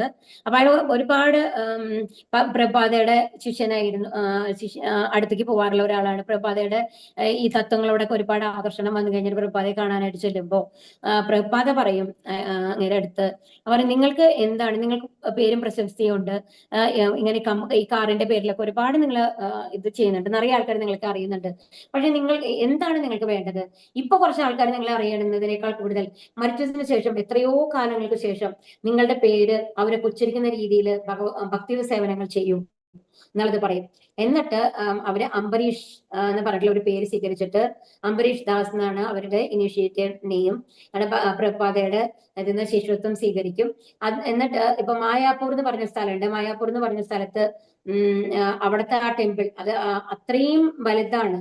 ആക്ച്വലി അതിനുള്ളത് ഇപ്പൊ പ്ലാനറ്റോറിയാണ് ഇപ്പൊ അതൊക്കെ ഉണ്ടാക്കിക്കൊണ്ടിരിക്കുന്നത്. അതിന് 3/4 പൈസയും ഇങ്ങനെയാണ് സംഭാവന ചെയ്തിട്ടുള്ളത്. അപ്പൊ ഒന്ന് ആലോചിച്ച് നോക്കൂ, അങ്ങനെ ചെയ്തു കഴിഞ്ഞാലും ഇപ്പൊ അതുകൊണ്ട് എന്താണ് ആ പ്ലാനറ്റോറിയം ഉണ്ടായി കഴിഞ്ഞാൽ ഒരുപാട് പേർക്ക് എന്താണ് ഈ ഭഗവത്ഗീത അതിന്റെ പിക്ചറൈസേഷൻ ലെവലിൽ നമ്മൾക്ക് കാണാനായിട്ട് സാധിക്കും. അപ്പോൾ അത് കാണുമ്പോൾ അതിനോട് ഒരു അട്രാക്ഷൻ ആൾക്കാർക്ക് വരും അല്ലെ. അത് വന്ന് കാണുന്ന ആൾക്കാർക്ക് ഒരു ടൂറിസ്റ്റ് പ്ലേസ് പോലെയാണെന്നുണ്ടെങ്കിൽ അവിടെ വന്ന് കാണുമ്പോൾ ഭഗവാനോട് ഒരു അട്രാക്ഷൻ വരും. അപ്പോൾ അങ്ങനെ ഉണ്ടാക്കാൻ കാരണമായ ഒരാൾ എന്നുള്ള ലെവലില് ഭഗവാന് അത്രയും ഇഷ്ടമായിരിക്കും ഇങ്ങനത്തെ ആൾക്കാരെ എന്നാണ് പറയുന്നത്. അപ്പൊ എന്ത് ചെയ്യണം? അപ്പൊ ആദ്യം എന്താ പറഞ്ഞത്? എന്നെ പറ്റി തന്നെ എപ്പോഴും വിചാരിച്ചുകൊണ്ട് നീ ഇരിക്കണം. അപ്പോ അങ്ങനെ എന്നിട്ട് നീ ഭക്തി സേവനങ്ങൾ ചെയ്യുകയാണെങ്കിൽ നിനക്ക് എപ്പോഴും നീ എന്റെ അടുത്തുണ്ടാവുമെന്ന് പറഞ്ഞു. ഇനി അടുത്ത ഇതിന് മുമ്പത്തേൽ എന്താ പറഞ്ഞത് ഭഗവാൻ? മനസ്സിൽ ഉറപ്പിച്ചു നിർത്താൻ കഴിയുന്നില്ലെങ്കിൽ എന്താ ചെയ്യേണ്ടത്? സാധനാഭക്തി ചെയ്യാൻ പറഞ്ഞു. ഇവിടെ എന്താ പറയുന്നത്? ഈ സാധനാഭക്തി നിനക്ക് ചെയ്യാൻ സാധിക്കുന്നില്ല എന്നുണ്ടെങ്കിൽ അറ്റ്ലീസ്റ്റ് നിങ്ങളുടെ കയ്യിൽ എന്താണോ നിങ്ങൾക്കുള്ളത്, എന്ത് സേവനമാണോ ദേഹം കൊണ്ട് ചെയ്യാൻ പറ്റുമോ ദേഹം കൊണ്ട് ചെയ്യൂ. അങ്ങനെ പറയുകയാണ് ചെയ്യുന്നത്. അല്ല പൈസ കൊണ്ടാണെന്നുണ്ടെങ്കിൽ, സാമ്പത്തികമായിട്ട് ചെയ്യാൻ പറ്റുന്നുണ്ടെങ്കിൽ സാമ്പത്തികമായിട്ട് ചെയ്യും. അപ്പോ അങ്ങനെ ഭഗവാന് പ്രിയപ്പെട്ടവനായി തീരും എന്നാണ് പറയുന്നത്. സമ്പന്നനായ ഒരാൾക്ക് കൃഷ്ണാവബോധം പ്രചരിപ്പിക്കാനായി ഒരു ഓഫീസോ ക്ഷേത്രമോ ഉണ്ടാക്കുന്നതിന് സഹായിക്കാം. അതാണ് ക്ഷേത്രത്തിന്റെ നിർമ്മാണത്തിന് വേണ്ടിയിട്ട് നമുക്ക് സഹായിക്കാൻ പറ്റും അല്ലെ? നമ്മൾക്ക് എല്ലാ എമൗണ്ട് നമുക്ക് അയച്ചു കൊടുക്കാം അല്ലെ? അല്ലെങ്കിൽ പുസ്തകങ്ങൾ പ്രസിദ്ധീകരിക്കുന്നതിന് സഹായിക്കാം. അതല്ല, നമ്മൾക്ക് ഭഗവത്ഗീത വാങ്ങിയിട്ട് കുറച്ച് പേർ ഇല്ലാത്ത ആൾക്കാർക്ക് ഭഗവത്ഗീത കൊടുക്കാം. അങ്ങനെ ചെയ്യാലോ. അത് ഓവറായിട്ട് പൈസ ഉള്ളതല്ല അല്ലെ? അപ്പൊ ഇങ്ങനെ പ്രവർത്തിക്കാനുള്ള മേഖലകൾ പലതും ഉണ്ട്. അത്തരം പ്രവൃത്തികളിൽ താല്പര്യം വളർത്തിയെടുക്കേണ്ടതാണ്. തന്റെ കർമ്മഫലങ്ങളെ ഉപേക്ഷിക്കാൻ സാധിക്കാത്ത പക്ഷം അയാൾക്ക് അതിലൊരു ചെറിയ ശതമാനമെങ്കിലും കൃഷ്ണാവബോധം പ്രചരിപ്പിക്കുന്നതിനായി ചെലവാക്കാവുന്നതാണ്. കൃഷ്ണാവബോധത്തിന് വേണ്ടിയുള്ള ഈ സ്വമനസാലിയുള്ള സേവനം ഈശ്വര പ്രേമത്തിന്റെ സമുന്നതിയിലെത്താനും പരിപൂർണത നേടാനും സഹായകമാകും. അപ്പൊ ഇവിടെ എന്താ പറയുന്നത്? അപ്പൊ ഇനി സമ്പന്നങ്ങളായിട്ടുള്ള ആൾക്കാർക്ക് അങ്ങനെ ചെയ്യാം. ഇനി അല്ലെങ്കിൽ മറ്റ് പ്രവൃത്തികളിൽ കൂടെ നമ്മൾക്ക് ഹെൽപ്പ് ചെയ്യാം. ഇനി പറയാണ് കർമ്മഫലങ്ങൾ ഉപേക്ഷിക്കാൻ സാധിക്കില്ല എന്നുള്ളതാണ് ഒരാളുടെ പക്ഷം നിൽക്കൂ. അങ്ങനെയാണെന്നുണ്ടെങ്കിൽ എന്താ ചെയ്യുക? അപ്പോഴാണ് പറയുന്നത് 1% ഭഗവാന് വേണ്ടി കൃഷ്ണാവബോധം പ്രചരിപ്പിക്കുന്നതായിട്ട് വേണ്ടിയിട്ട് ചെലവാക്കാം എന്നുള്ളതാണ് പറയുന്നത്. അപ്പോ ഇതിൽ നമ്മുടെ രൂപ ഗോസ്വാമി, സനാതന ഗോസ്വാമി ഒക്കെ നമ്മൾ പറഞ്ഞു അല്ലെ? അപ്പൊ ഇത് ഇസ്കോൺ ടെമ്പിളിന്റെ ഇതാണ്. ആർക്കെങ്കിലും അങ്ങനെ ഡൊണേഷൻ കൊടുക്കാൻ ആഗ്രഹിക്കുന്നുണ്ട് എന്നുണ്ടെങ്കിലൊക്കെ നമ്മൾക്ക് എങ്ങനെ വേണമെന്നുണ്ടെങ്കിൽ അന്നദാനത്തിന് വേണ്ടിയിട്ട് നമ്മൾക്ക് പൈസ കൊടുക്കാം. അങ്ങനെയൊക്കെ നമ്മൾക്ക് കൊടുക്കാം. അങ്ങനെ ഒരു ഭക്തിയുത സേവനമായിട്ട്. അപ്പോ ഇവിടെ എന്താണ്, അപ്പൊ രൂപ ഗോസ്വാമി സനാതന ഗോസ്വാമിയും ഉണ്ടെന്ന് പറഞ്ഞു അല്ലെ? അപ്പൊ രൂപ ഗോസ്വാമി അവിടെ ഒരു മുഗൾ ഗവർണർ ആയിരുന്നു, രണ്ടുപേരും, ചേട്ടനും അനിയനും. അപ്പൊ അവര് സാരസ്വത ബ്രാഹ്മണന്മാരായിരുന്നു. പക്ഷേ എന്താണ്, അവര് നിർബന്ധം കൊണ്ട്, അതായത് നവാബ് ഹുസൈൻ ഷാ നിർബന്ധിച്ച് അവരെ ഗവർണറിന്റെ ആക്കാണ്. വേറെ വഴിയില്ല, അല്ലെങ്കിൽ കൊല്ലുമെന്ന് പറഞ്ഞ് പേടിപ്പിച്ചിട്ട് അവരെ ഗവർണർക്ക്. അപ്പൊ അവർ അത്രയും ബുദ്ധിശാലികളായിട്ടുള്ള ആൾക്കാരാണ്. അപ്പൊ ആ ഗവർണർക്ക് പിന്നെ അവര് ഈ രാജകാര്യങ്ങളൊന്നും നോക്കണതിന് വേറെ ഒരു ആളുടെയും ആവശ്യം വന്നിട്ടില്ല. അവർ അത്രയും നന്നായിട്ടാണ് ചെയ്തിരുന്നത്. അപ്പൊ അത്രയും പൈസ അവർക്ക് സാലറി ആയിട്ട് കിട്ടിയിരുന്നു. അപ്പൊ അത് കഴിഞ്ഞിട്ട് ഈ ചൈതന്യ മഹാപ്രഭുവിനെ കണ്ടതിന് ശേഷം അവര് ചൈതന്യ മഹാപ്രഭുവിന്റെ സന്ദേശങ്ങളിൽ ആകർഷകരായി കഴിഞ്ഞിട്ട് ശിഷ്യനാവാനായിട്ട് നോക്കുകയാണ്. അപ്പൊ രൂപഗോസ്വാമി എന്ത് ചെയ്യുന്നുണ്ടെങ്കിൽ അവിടുന്ന് ആ ഗവർണർ പൊസിഷൻ രാജിവെച്ചിട്ട് കിട്ടിയ പൈസയും കൊണ്ട്, അവർക്ക് കിട്ടൂല, പൈസ കിട്ടൂല റിട്ടയർമെന്റ് വരുമ്പോൾ, ചൈതന്യ മഹാപ്രഭുവിന്റെ അടുത്തേക്ക് വരികയാണ്. അപ്പൊ ഒരു ബോട്ട് നിറച്ച് സ്വർണ്ണ നാണയങ്ങളാണ് ഇത്രേ അവർക്ക് ഉണ്ടായിരുന്നത്. എന്താണ് ചെയ്തത് രൂപഗോസ്വാമി? നമ്മളാണെങ്കിൽ എന്ത് ചെയ്യും? ഇനി കുറച്ചും കൂടി കിട്ടാനുണ്ടോ എന്ന് നോക്കും അല്ലെ? രൂപഗോസ്വാമി എന്താ ചെയ്തത്? അതിലെ 50% എന്ത് ചെയ്തു? വൈഷ്ണവർക്കും കൃഷ്ണാവബോധം പ്രചരിപ്പിക്കുന്ന ആൾക്കാർക്കും വേണ്ടി ദാനം ചെയ്തു. പിന്നെ ബാക്കിയുള്ള 25% ഇല്ലാത്ത അവരെ റിലേഷൻസിന് വേണ്ടി കൊടുത്തു. ബാക്കിയുള്ള 25% ഒരു പേഴ്സണൽ എമർജൻസിക്ക് വേണ്ടി വെച്ചു. അപ്പൊ ഒന്ന് ആലോചിച്ച് നോക്കൂ. ഒരു ബോട്ട് നിറച്ച് പൈസ കിട്ടിയിട്ട് രൂപഗോസ്വാമി ചെയ്തതാണ്. അപ്പൊ നമ്മൾ എന്ത് ചെയ്യണം? അത്രയ്ക്കൊന്നും നമ്മൾക്ക് ചെയ്യാൻ പറ്റിയില്ലെങ്കിലും എപ്പോഴും നമ്മൾക്ക് ഒരു ശമ്പളം കിട്ടുമ്പോൾ, നമ്മൾക്ക് നമ്മുടെ വരുമാനം കിട്ടുമ്പോൾ ഒരു ചെറിയ ശതമാനം, 1 രൂപയാവട്ടെ, ഒരു 10 രൂപയാവട്ടെ, എന്തെങ്കിലും ഒന്ന് ഭഗവാന് വേണ്ടി മാറ്റിവെക്കാൻ ശ്രമിക്കുക. കാരണം ഭഗവാനാണ് നമ്മൾക്ക് എല്ലാം തന്നിട്ടുള്ളത്. ഭഗവാൻ ഒരിക്കലും കണക്ക് ചോദിക്കാറില്ല അല്ലെ? പക്ഷെ അങ്ങനെ കൊടുക്കുമ്പോ, അതിപ്പോ നമ്മൾക്ക് എന്തെങ്കിലും ഒരു ആവശ്യം ഉണ്ടെന്ന് പറയുമ്പോൾ, ഒരു കുട്ടി കാശ് കൊടുക്ക പൊട്ടിച്ചു കഴിഞ്ഞിട്ട് അതിലത്തെ പൈസ, എന്റെ പൈസ ഉണ്ട് അമ്മേ എന്ന് പറഞ്ഞിട്ട് കൊണ്ടുവന്ന് തരുമ്പോ നമ്മൾക്ക് എത്ര സന്തോഷം ഉണ്ടാവും എന്ന് ആലോചിച്ച് നോക്കൂ. അതുപോലെയാണ് ഭഗവാൻ ഭാവമാണ്. അപ്പൊ ആ കുട്ടിയുടെ 1 രൂപ കൊണ്ട് 2 രൂപ കൊണ്ട് നമ്മുടെ വലിയ കാര്യങ്ങൾ നടത്താൻ പറ്റുമോ? സാധിക്കില്ല. പക്ഷെ ആ ഭാവത്തിൽ നമ്മൾ സന്തുഷ്ടരാകും അല്ലെ? ഭഗവാനും അങ്ങനെയാണ് നമ്മുടെ ഭാവത്തിൽ സന്തുഷ്ടരാവുന്നത്. അതൈദപ്യശക്തോസി കർത്തൃം അദ്യോഗമാശ്രിതഃ സർവകർമ്മ ഫലത്യാഗം തദക്കുരു യഥാത്മവാൻ. അപ്പൊ ഇനി എന്താണ് പറഞ്ഞത്? അപ്പൊ സാധനാഭക്തി ചെയ്യാൻ പറ്റില്ല എന്ന് പറഞ്ഞു. ഇനി പൈസ കൊടുക്കുക, അങ്ങനെ എങ്ങനെയെങ്കിലും സഹായിക്കാൻ പറഞ്ഞു. അതും സാധിക്കുന്നില്ല എന്നുണ്ടെങ്കിൽ എന്താണ്? എന്നെ കുറിച്ചുള്ള ഈ ബോധത്തോടു കൂടി പ്രവർത്തിക്കുവാൻ നിനക്ക് കഴിയുന്നില്ലെങ്കിൽ സർവ്വകർമ്മ ഫലങ്ങളെയും ത്യജിച്ച് ആത്മസ്ഥിതനായി തീരാൻ ശ്രമിക്കുക. അപ്പൊ എന്താ ചെയ്യേണ്ടത്? ഏത് കർമ്മത്തിന് ഫലം എനിക്ക് വേണ്ടാന്നെങ്കിലും വിചാരിക്കുക. അത് നമ്മൾക്ക് വേണ്ടിയിട്ട് എനിക്കൊരു പ്രതിഫലം ഇച്ഛിച്ചുകൊണ്ട് നമ്മൾ പ്രവൃത്തികൾ ചെയ്യാണ്ടിരിക്കുക. അതെങ്കിലും ചെയ്യാന്നാണ് പറയുന്നത്. അപ്പൊ ഓരോരോ സ്റ്റെപ്പായിട്ട് കുറച്ചു കൊണ്ടുവരികയാണ് അല്ലെ ഭഗവാൻ. അപ്പൊ ഇനി എന്താ പറയുന്നത്? ശ്രേയോ ഹി ജ്ഞാനമഭ്യാസാത് ജ്ഞാനാധ്യാനം വിശിഷ്യതേ ജ്ഞാനാത് കർമ്മഫലത്യാഗം ത്രികാച്ച അന്തരം. നിനക്കിത് പരിശീലിക്കാൻ സാധ്യമല്ലെങ്കിൽ ജ്ഞാനാർജനത്തിന് ശ്രമിക്കുക. ജ്ഞാനത്തെക്കാൾ ശ്രേഷ്ഠമാണ് ധ്യാനം. ആ ധ്യാനത്തെക്കാൾ വിശിഷ്ടമത്രേ കർമ്മഫലങ്ങളെ ത്യജിക്കൽ. എന്തെന്നാൽ ത്യാഗത്താൽ മനഃശാന്തി ലഭിക്കും. അപ്പൊ എന്താ പറയുന്നത്? നിനക്കത് പരിശീലിക്കാൻ സാധിക്കില്ലെങ്കിൽ എന്ത് ചെയ്യണം? ജ്ഞാനം, അതായത് ഭഗവാനെ കുറിച്ചുള്ള ജ്ഞാനം, വേദജ്ഞാനം, അത് സ്ക്രിപ്ചറുകൾ പഠിക്കുക, ഭാഗവതം പഠിക്കുക, അങ്ങനെ വേദജ്ഞാനം ഉണ്ടാക്കാനായിട്ട് നോക്കുക. എന്നിട്ട് എന്താ ചെയ്യണം? അപ്പൊ ഈ ജ്ഞാനം, ഇങ്ങനെ ജ്ഞാനം ഉണ്ടാക്കുന്നത് നല്ലതാണ്, പക്ഷെ അതിനേക്കാളും നല്ലത് ഏതാണ്? ധ്യാനമാണ്. ഭഗവാനെ മനസ്സിൽ ധ്യാനിക്കുക എന്നുള്ളതാണ്. അപ്പൊ ഇനി ആ ധ്യാനത്തെക്കാളും വിശിഷ്ടം എന്താന്ന് പറയുന്നത് കർമ്മഫലങ്ങളെ ത്യജിക്കുക. എനിക്ക് ഏത് കർമ്മഫലങ്ങളും വേണ്ട എന്നുള്ളത് നമ്മൾ വിചാരിക്കുക. അങ്ങനെയാണ് എന്നുണ്ടെങ്കിൽ നമ്മൾക്ക് മനഃശാന്തി ലഭിക്കും എന്നാണ് പറയുന്നത്. തദ്വേഷ്ട സർവഭൂതാനാം മൈത്രാകരുണ ഏവ നിർമ്മമോ നിരഹങ്കാരക സമദുഃഖ സുഖക്ഷമി സന്തുഷ്ട സതതം യോഗി യഥാത്മാദൃഢ നിശ്ചയക മയ്യർപ്പിതമനോ ബുദ്ധിർയോ മദ്ഭക്ത സമേ പ്രിയക. മത്സരം കൂടാതെ സർവ്വജീവസത്തകൾക്കും സുഹൃത്തായി ഒന്നിലും അവകാശബോധവും നിത്യാഹങ്കാരവും ഇല്ലാതെ സുഖദുഃഖങ്ങളിൽ സമനില കൈക്കൊണ്ട് ക്ഷമാശാലിയായും സദാ സംതൃപ്തനായും നിയന്ത്രിതാത്മാവായും മനസ്സും ബുദ്ധിയും മുന്നിൽ ഉറപ്പിച്ച ദൃഢനിശ്ചയത്തോടെയും ഭക്തിയുത സേവനം അനുഷ്ഠിക്കുന്ന എന്റെ ഭക്തൻ എനിക്ക് ഏറ്റവും പ്രിയങ്കരനാണ്. ഇവിടെ എന്താ പറയുന്നത്? 12-14 ഇത് പ്രിയാഷ്ടകം എന്ന് പറയും കേട്ടോ. 8 ശ്ലോകങ്ങള്. ആരൊക്കെയാണ് എനിക്ക് പ്രിയങ്കരൻ എന്ന് പറയുകയാണ് ഇവിടെ ഭഗവാൻ. ഇവിടെ എന്താ പറയുന്നത്? മാത്സര്യം കൂടാതെ, അതായത് ഒരു കോമ്പറ്റീഷനിലാണ് അവരെക്കാളും ഞാൻ നന്നാവണം, അവനെ എങ്ങനെയെങ്കിലും തോൽപ്പിക്കണം, അങ്ങനത്തെ ആ ഒരു ഇതില്ലാണ്ട് സർവ്വജീവസത്തകളും എല്ലാവരെയും സുഹൃത്തായി കണ്ടുകൊണ്ട് പിന്നെന്താ വേണ്ടത്? ഒന്നിലും അവകാശബോധം ഉണ്ടാവാൻ പാടില്ല. കാരണം എന്താണ്? ആർക്കെങ്കിലും എന്തെങ്കിലും അവകാശബോധം ഉണ്ടാവുക? കാരണം എന്താ? ഭഗവാനാണ് എല്ലാത്തിന്റെയും സൃഷ്ടാവ്, ഭഗവാന്റെ സാധനങ്ങളാണ് നമ്മൾ ഉപയോഗിക്കണത് എന്നുണ്ടെങ്കിൽ നമ്മൾക്ക് എന്തിനാ അവകാശബോധം? നമ്മുടേതായിട്ട് ഒന്നുമില്ല. നമ്മൾ മരിക്കുമ്പോൾ ഈ ലോകത്തേക്ക് എന്തെങ്കിലും കൊണ്ടുവന്നിട്ടുണ്ടോ? ഒരു തുണി കഷ്ണം പോലും നമ്മുടെ ദേഹത്ത് ഉണ്ടാവില്ല അല്ലെ? നമ്മൾ അങ്ങനെ നഗ്നരായിട്ടാണ് ജനിക്കുന്നത്. അതുപോലെ തന്നെയല്ലേ നമ്മൾ തിരിച്ചു പോകുന്നതും? ഒരു ക്രിമിറ്റോറിയത്തിൽ കൊണ്ടുപോയി വന്നു കഴിഞ്ഞിട്ട് നമ്മളെ സംസ്കരിക്കുമ്പോ എന്താ ഉണ്ടാവുക? ആദ്യം ആ വസ്ത്രങ്ങളെല്ലാം കത്തിപ്പോയി കഴിഞ്ഞതിന് ശേഷമല്ലേ ബോഡി കത്തുന്നത്. അപ്പൊ എന്താണ്? നമ്മൾ തിരിച്ചു പോകുന്നത് ഒന്നും കൊണ്ടുവരാണ്ടാണല്ലേ? അപ്പൊ നമ്മൾക്ക് ഒന്നുമില്ല. അപ്പൊ അതാണ് നമ്മളുടെ ഇത് പറയുന്നത്. നമ്മുടെ ഒന്നിന്റെയും ഉടമസ്ഥനല്ല എന്നുള്ളത് നമ്മളെ മനസ്സിലാക്കുന്നത് നമ്മുടെ മരണമാണ്. കാരണം മരിക്കുന്ന സമയത്ത് നമ്മൾ എത്ര കെട്ടിപ്പൊക്കിയിട്ടായിട്ടുള്ള സാധനങ്ങളാണെങ്കിലും, ഇപ്പൊ എത്ര വലിയ അംബാനി ടൈപ്പ് ആൾക്കാരാണെന്നുണ്ടെങ്കിലും അവര് മരിക്കുമ്പോ എന്തെങ്കിലും കൊണ്ടുപോകാൻ പറ്റുമോ? ഇല്ല. ആ 6 അടി മണ്ണിൽ നമ്മളെ കുഴിച്ചിടാണെന്നുണ്ടെങ്കിൽ അവിടെ നിന്ന് നമ്മളുടെ ശരീരം കൂടെ ദ്രവിച്ചു പോകും അല്ലെ? അപ്പൊ സുഖദുഃഖങ്ങൾ അപ്പൊ സമനില കൈക്കൊണ്ട് ക്ഷമാശാലിയായി. അപ്പൊ അതുകൊണ്ടാണ് പറയുന്നത് സുഖം വന്നാൽ നമ്മൾ എന്ത് പറയണം? ഈ സുഖം ശാശ്വതമല്ല. ദുഃഖം വന്നാൽ നമ്മളുടെ എന്താ ഉണ്ടാവുക? ഈ ദുഃഖം, എനിക്ക് ഇതിനേക്കാളും വലിയ ദുഃഖം വരേണ്ടതായിരുന്നു, ഭഗവാൻ എനിക്ക് ഇത്രയല്ലേ തന്നുള്ളൂ, ഭഗവാൻ എത്ര കാരുണ്യവാനാണ് എന്നുള്ളതാണ് നമ്മളുടെ ഉള്ളിൽ തോന്നേണ്ടത്. അപ്പൊ അങ്ങനെ നിയന്ത്രിത ആത്മാവായിട്ട് മനസ്സും ബുദ്ധിയും എന്നിൽ ഉറപ്പിച്ച ദൃഢനിശ്ചയത്തോടെ ഭക്തി സേവനം അനുഷ്ഠിക്കുന്ന എന്റെ ഭക്തൻ എനിക്ക് ഏറ്റവും പ്രിയങ്കരനാണ് എന്നുള്ളതാണ് ഭഗവാൻ ഇവിടെ പറയുന്നത്. ഇവിടെ നമ്മൾ സുദാമാവിനെയാണ് കാണിക്കുന്നത്, അതായത് കുചേലൻ. അപ്പൊ സുദാമാവ് വന്നു കഴിഞ്ഞിട്ട് ഭാര്യ നിർബന്ധിച്ചിട്ടാണ് വരണത് അല്ലെ? സുദാമാവിന് ശരിക്കും വരാൻ ഇഷ്ടമുണ്ടായിരുന്നു? ഇല്ല. ഭഗവാനെ കാണാൻ ഇഷ്ടമുണ്ടായി, പക്ഷെ സഹായം ചോദിക്കുന്നത് സുദാമാവിക്ക് ഇഷ്ടമുണ്ടായിരുന്നില്ല. സുദാമ ഒരിക്കലും ആ തരത്തില് ഭഗവാനെ കണ്ടിട്ടുമില്ല. അപ്പോ എന്നിട്ട് ഭഗവാന്റെ അടുത്ത് വന്നു കഴിഞ്ഞിട്ട് അപ്പൊ ഏതോ വീടുകളിൽ നിന്നെല്ലാം കൊണ്ടുവന്ന അവിലാക്കിയിട്ടാണ്, നെല്ല് കുത്തി അവിലാക്കിയിട്ടാണ് കൊണ്ടുവരുന്നത് അല്ലെ? അപ്പൊ അതിൽ വന്നിട്ട് ഒരുപാട് കല്ലും മണ്ണൊക്കെ ഉണ്ടാവും, പല സ്ഥലത്തു നിന്ന് കളക്ട് ചെയ്തതല്ലേ. അപ്പൊ അത് കൊടുക്കാതെ കൊഴിച്ചു വെച്ചിട്ടായിരുന്നു ഇത്. അതുപോലെ തന്നെ സുദാമാവ് അവിടെ വന്നു കഴിഞ്ഞിട്ട് എനിക്ക് എന്തെങ്കിലും പണം വേണമെന്നോ, എനിക്ക് ഇത്ര കഷ്ടമുണ്ടെന്ന് എന്തെങ്കിലും ഒരു വാക്ക് ഭഗവാനോട് മിണ്ടണ്ടോ? ഇല്ല.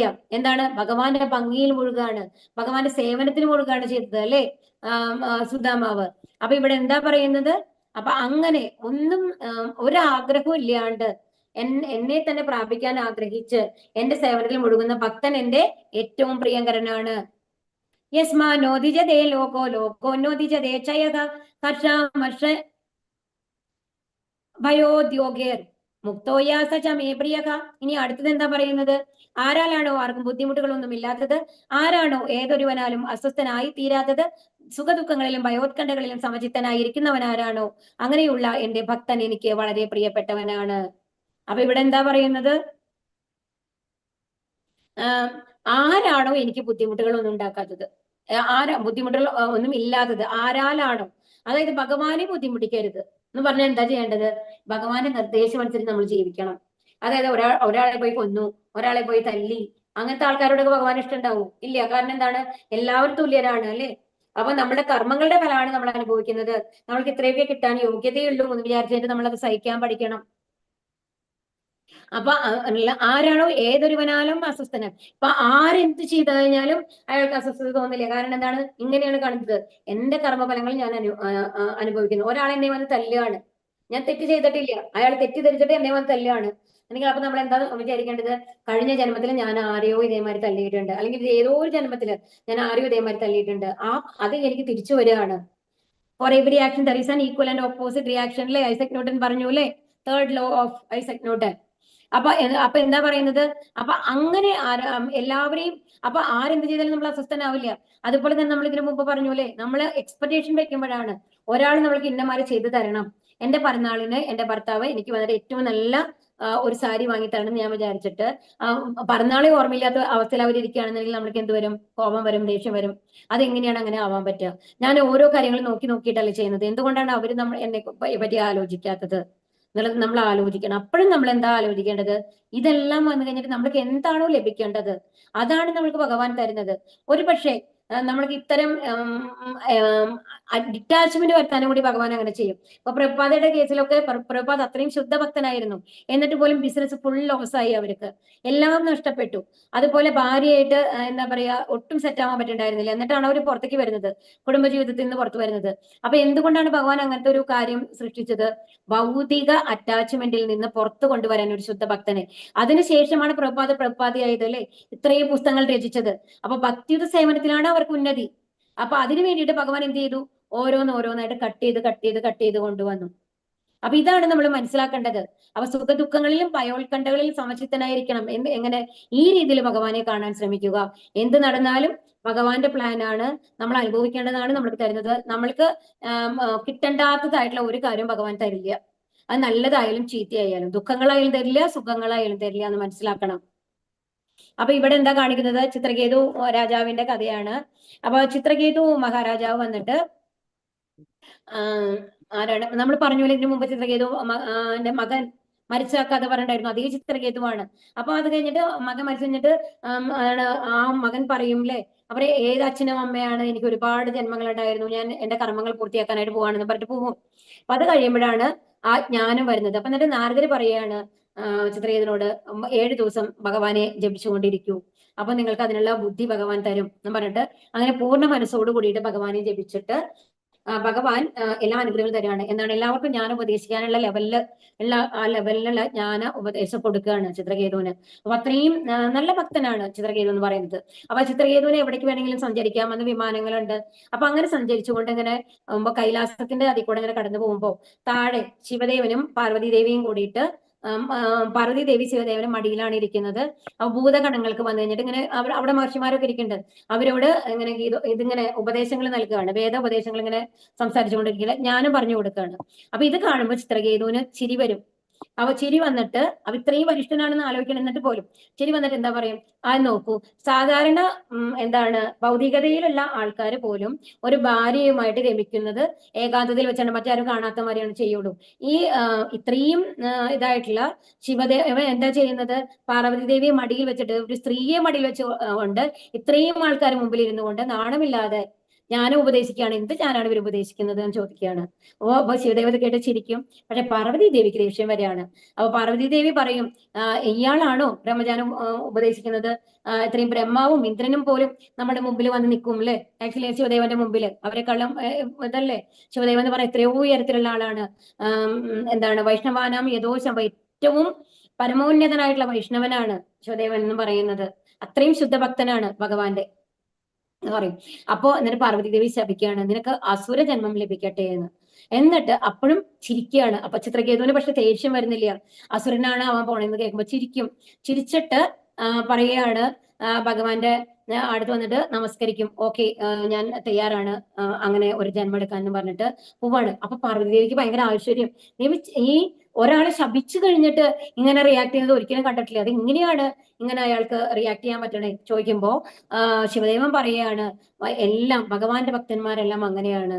അപ്പൊ ഇതില് സൃഷ്ടാക്ഷരത്തില് അവസാനത്തെ ഒരു ശ്ലോകം ഉണ്ട്, ആശ്ലിഷ്യമാം പാദരതാം പിനിഷ്ടുമാം അദർശനാൻ വർമ്മ യഥാം ഹരോതുവ എന്ന് പറഞ്ഞിട്ട്. അപ്പൊ അതിൽ എന്താ പറയുന്നത് എന്നുണ്ടെങ്കിൽ, അല്ലയോ ഭഗവാനെ, ഒരു ഭക്തൻ, അതാണ് ചൈതന്യ മഹാപ്രഭു ആണ് ഭഗവാനോട് പറയുന്നത് എന്ന് ആലോചിക്കണം. ചൈതന്യ മഹാപ്രഭു സ്വയം ഭഗവാനാണ്, പക്ഷെ ഭക്തരൂപത്തിൽ വന്നത് കൊണ്ട് ഒരു ഭക്തന്റെ രൂപത്തിൽ ഭഗവാനോട് പ്രാർത്ഥിക്കേണ്ടതാണ് അത് ആ ശ്ലോകങ്ങളുള്ളത്. അതീവ മനോഹരമാണ് ശിശാഷ്ടകം എന്ന് പറയുന്നത്. അപ്പൊ അതിൽ എന്താ പറയുന്നത്? ഭഗവാനെ, എന്നെ എവിടെ വെച്ചാലും അങ്ങേക്ക് എന്നെ എന്ത് വേണമെങ്കിലും ചെയ്യാം, അങ്ങേക്ക് എല്ലാ സുഖങ്ങളും എനിക്ക് തരാം, അങ്ങേക്ക് എന്നെ മുക്തി തരാം, എന്നെ സ്വർഗലോകത്തിൽ വെക്കാം, അതല്ല എന്നെ പാതാളത്തിലേക്ക് ചവിട്ടി താഴ്ത്താം. എവിടെയാണെങ്കിലും എനിക്ക് വിരോധമില്ല.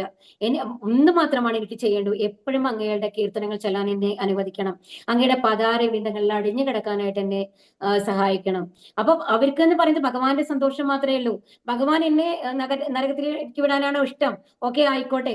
ഗോപികമാരുടെ കഥ നമ്മൾ പറഞ്ഞുപോലെ നാരദന്റെ അടുത്ത നാരദനെ പറഞ്ഞയച്ച കഥ അതിനി ഒരിക്കൽ പറയാം. അപ്പൊ അത്രയും അപ്പൊ എവിടെ വെച്ചാലും കുഴപ്പമില്ല ഭക്തന്മാർക്ക്. ഭക്തന്മാർ എന്ന് പറയുന്നത് ശുദ്ധ ഭക്തന്മാർക്ക് വന്നിട്ട് നരകവും സ്വർഗവും ഈ ഭൂമിയും എല്ലാം തുല്യമാണ്. അവരാകെ കൂടി എന്താണ് ആഗ്രഹിക്കുന്നത്? ഭഗവത് സേവനം, ഭഗവാനെ കുറിച്ച് ഓർക്കാൻ സാധിക്കണം, ഭഗവാന്റെ നാമങ്ങൾ ചെല്ലാൻ സാധിക്കണം എന്നുള്ളത് മാത്രമാണ് അവർ ഓർക്കുന്നത്.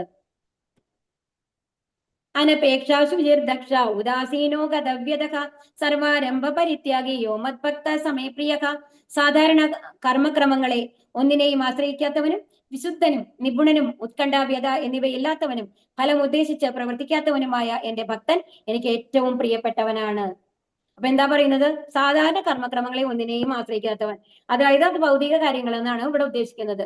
വിശുദ്ധനാണ്, അതായത് അവർക്ക് ബാക്കിയുള്ളവരെ കുറിച്ചുള്ള ഒരു അസൂയയോ വെറുപ്പോ ഒന്നും അവരുടെ ഉള്ളിൽ ഉണ്ടാവില്ല. അവർ ശുദ്ധ ഹൃദയമായിരിക്കും അവരുടേത്. നിപുണനായിരിക്കും അവർ. അതുകൊണ്ട് അവർ സമയം എന്തിനു വേണ്ടിയിട്ടാണ് അവർ ഉപയോഗിക്കുക? ഭഗവാനെ കുറിച്ച് അറിയാൻ, ഭഗവാന്റെ ആ ഭാഗവതം ഭഗവത്ഗീത മാരത്തെ ഗ്രന്ഥങ്ങൾ പഠിക്കാനായിട്ട്. അതുകൊണ്ട് അവർക്ക് വേദജ്ഞാനം ഉണ്ടായിരിക്കും. അവർക്ക് എന്തുണ്ടാവില്ല? ഉത്കണ്ഠാവ്യത. ഭഗവാനെ കുറിച്ച് പൂർണ്ണമായും അറിഞ്ഞ ഒരാൾക്ക് അറിയാം എന്താണ് ഈ ജന്മം കഴിഞ്ഞാൽ ഈ ശരീരം പോകുന്നത് എവിടേക്കാണ്? ഭഗവാന്റെ അടുത്തേക്കാണ്, അല്ലെങ്കിൽ ഭഗവാൻ നിശ്ചയിച്ച വേറൊരു ശരീരത്തിനുള്ളിലേക്കാണ്. അപ്പൊ അതുകൊണ്ട് ഒരു മരണത്തിനെ കുറിച്ച് അവർക്ക് പേടിയുണ്ടാവില്ല, അസുഖങ്ങളെ കുറിച്ച് അവർക്ക് പേടിയുണ്ടാവില്ല. നമുക്ക് ഏറ്റവും വലിയ പേടി എന്താണ്? നമ്മൾ മരിക്കും എന്നുള്ളതാണ്, അല്ലെ? ഏതൊരു അവസ്ഥയിലും. അപ്പൊ ആ ഒരു പേടി നമ്മളിൽ നിന്ന് വിട്ടുപോവുകയാണ് ചെയ്യുന്നത്. അപ്പൊ അതുണ്ടാവില്ല. അപ്പൊ അങ്ങനെയുള്ള ഭക്തൻ എനിക്ക് ഏറ്റവും പ്രിയപ്പെട്ടവനാണ് എന്ന് പറയുകയാണ് ഭഗവാനോട്. യോന ദൃശ്യതിന ദ്വേഷീന ചോജതീന കാംക്ഷതി ശുഭാശുഭ പരിത്യാഗി ഭക്തിമാന്യ സമയ പ്രിയക. സന്തോഷിക്കുകയോ ദേഷിക്കുകയോ ദുഃഖിക്കുകയോ ആഗ്രഹിക്കുകയോ ചെയ്യാത്തവനും ശുഭങ്ങളെയും അശുഭങ്ങളെയും ത്യജിച്ചവനുമായ ഭക്തൻ എനിക്ക് അത്യന്തം പ്രിയനാണ്. അപ്പൊ ഇവിടെ എന്താ പറയുന്നത്? ഇവിടെ പ്രഹ്ലാദ മഹാരാജാവിനെയാണ് കാണിക്കുന്നത്. സന്തോഷവും ഇല്ല, ദുഃഖവും ഇല്ല. പ്രഹ്ലാദ മഹാരാജാവ് എങ്ങനെയായിരുന്നു ചെറുപ്പത്തില്?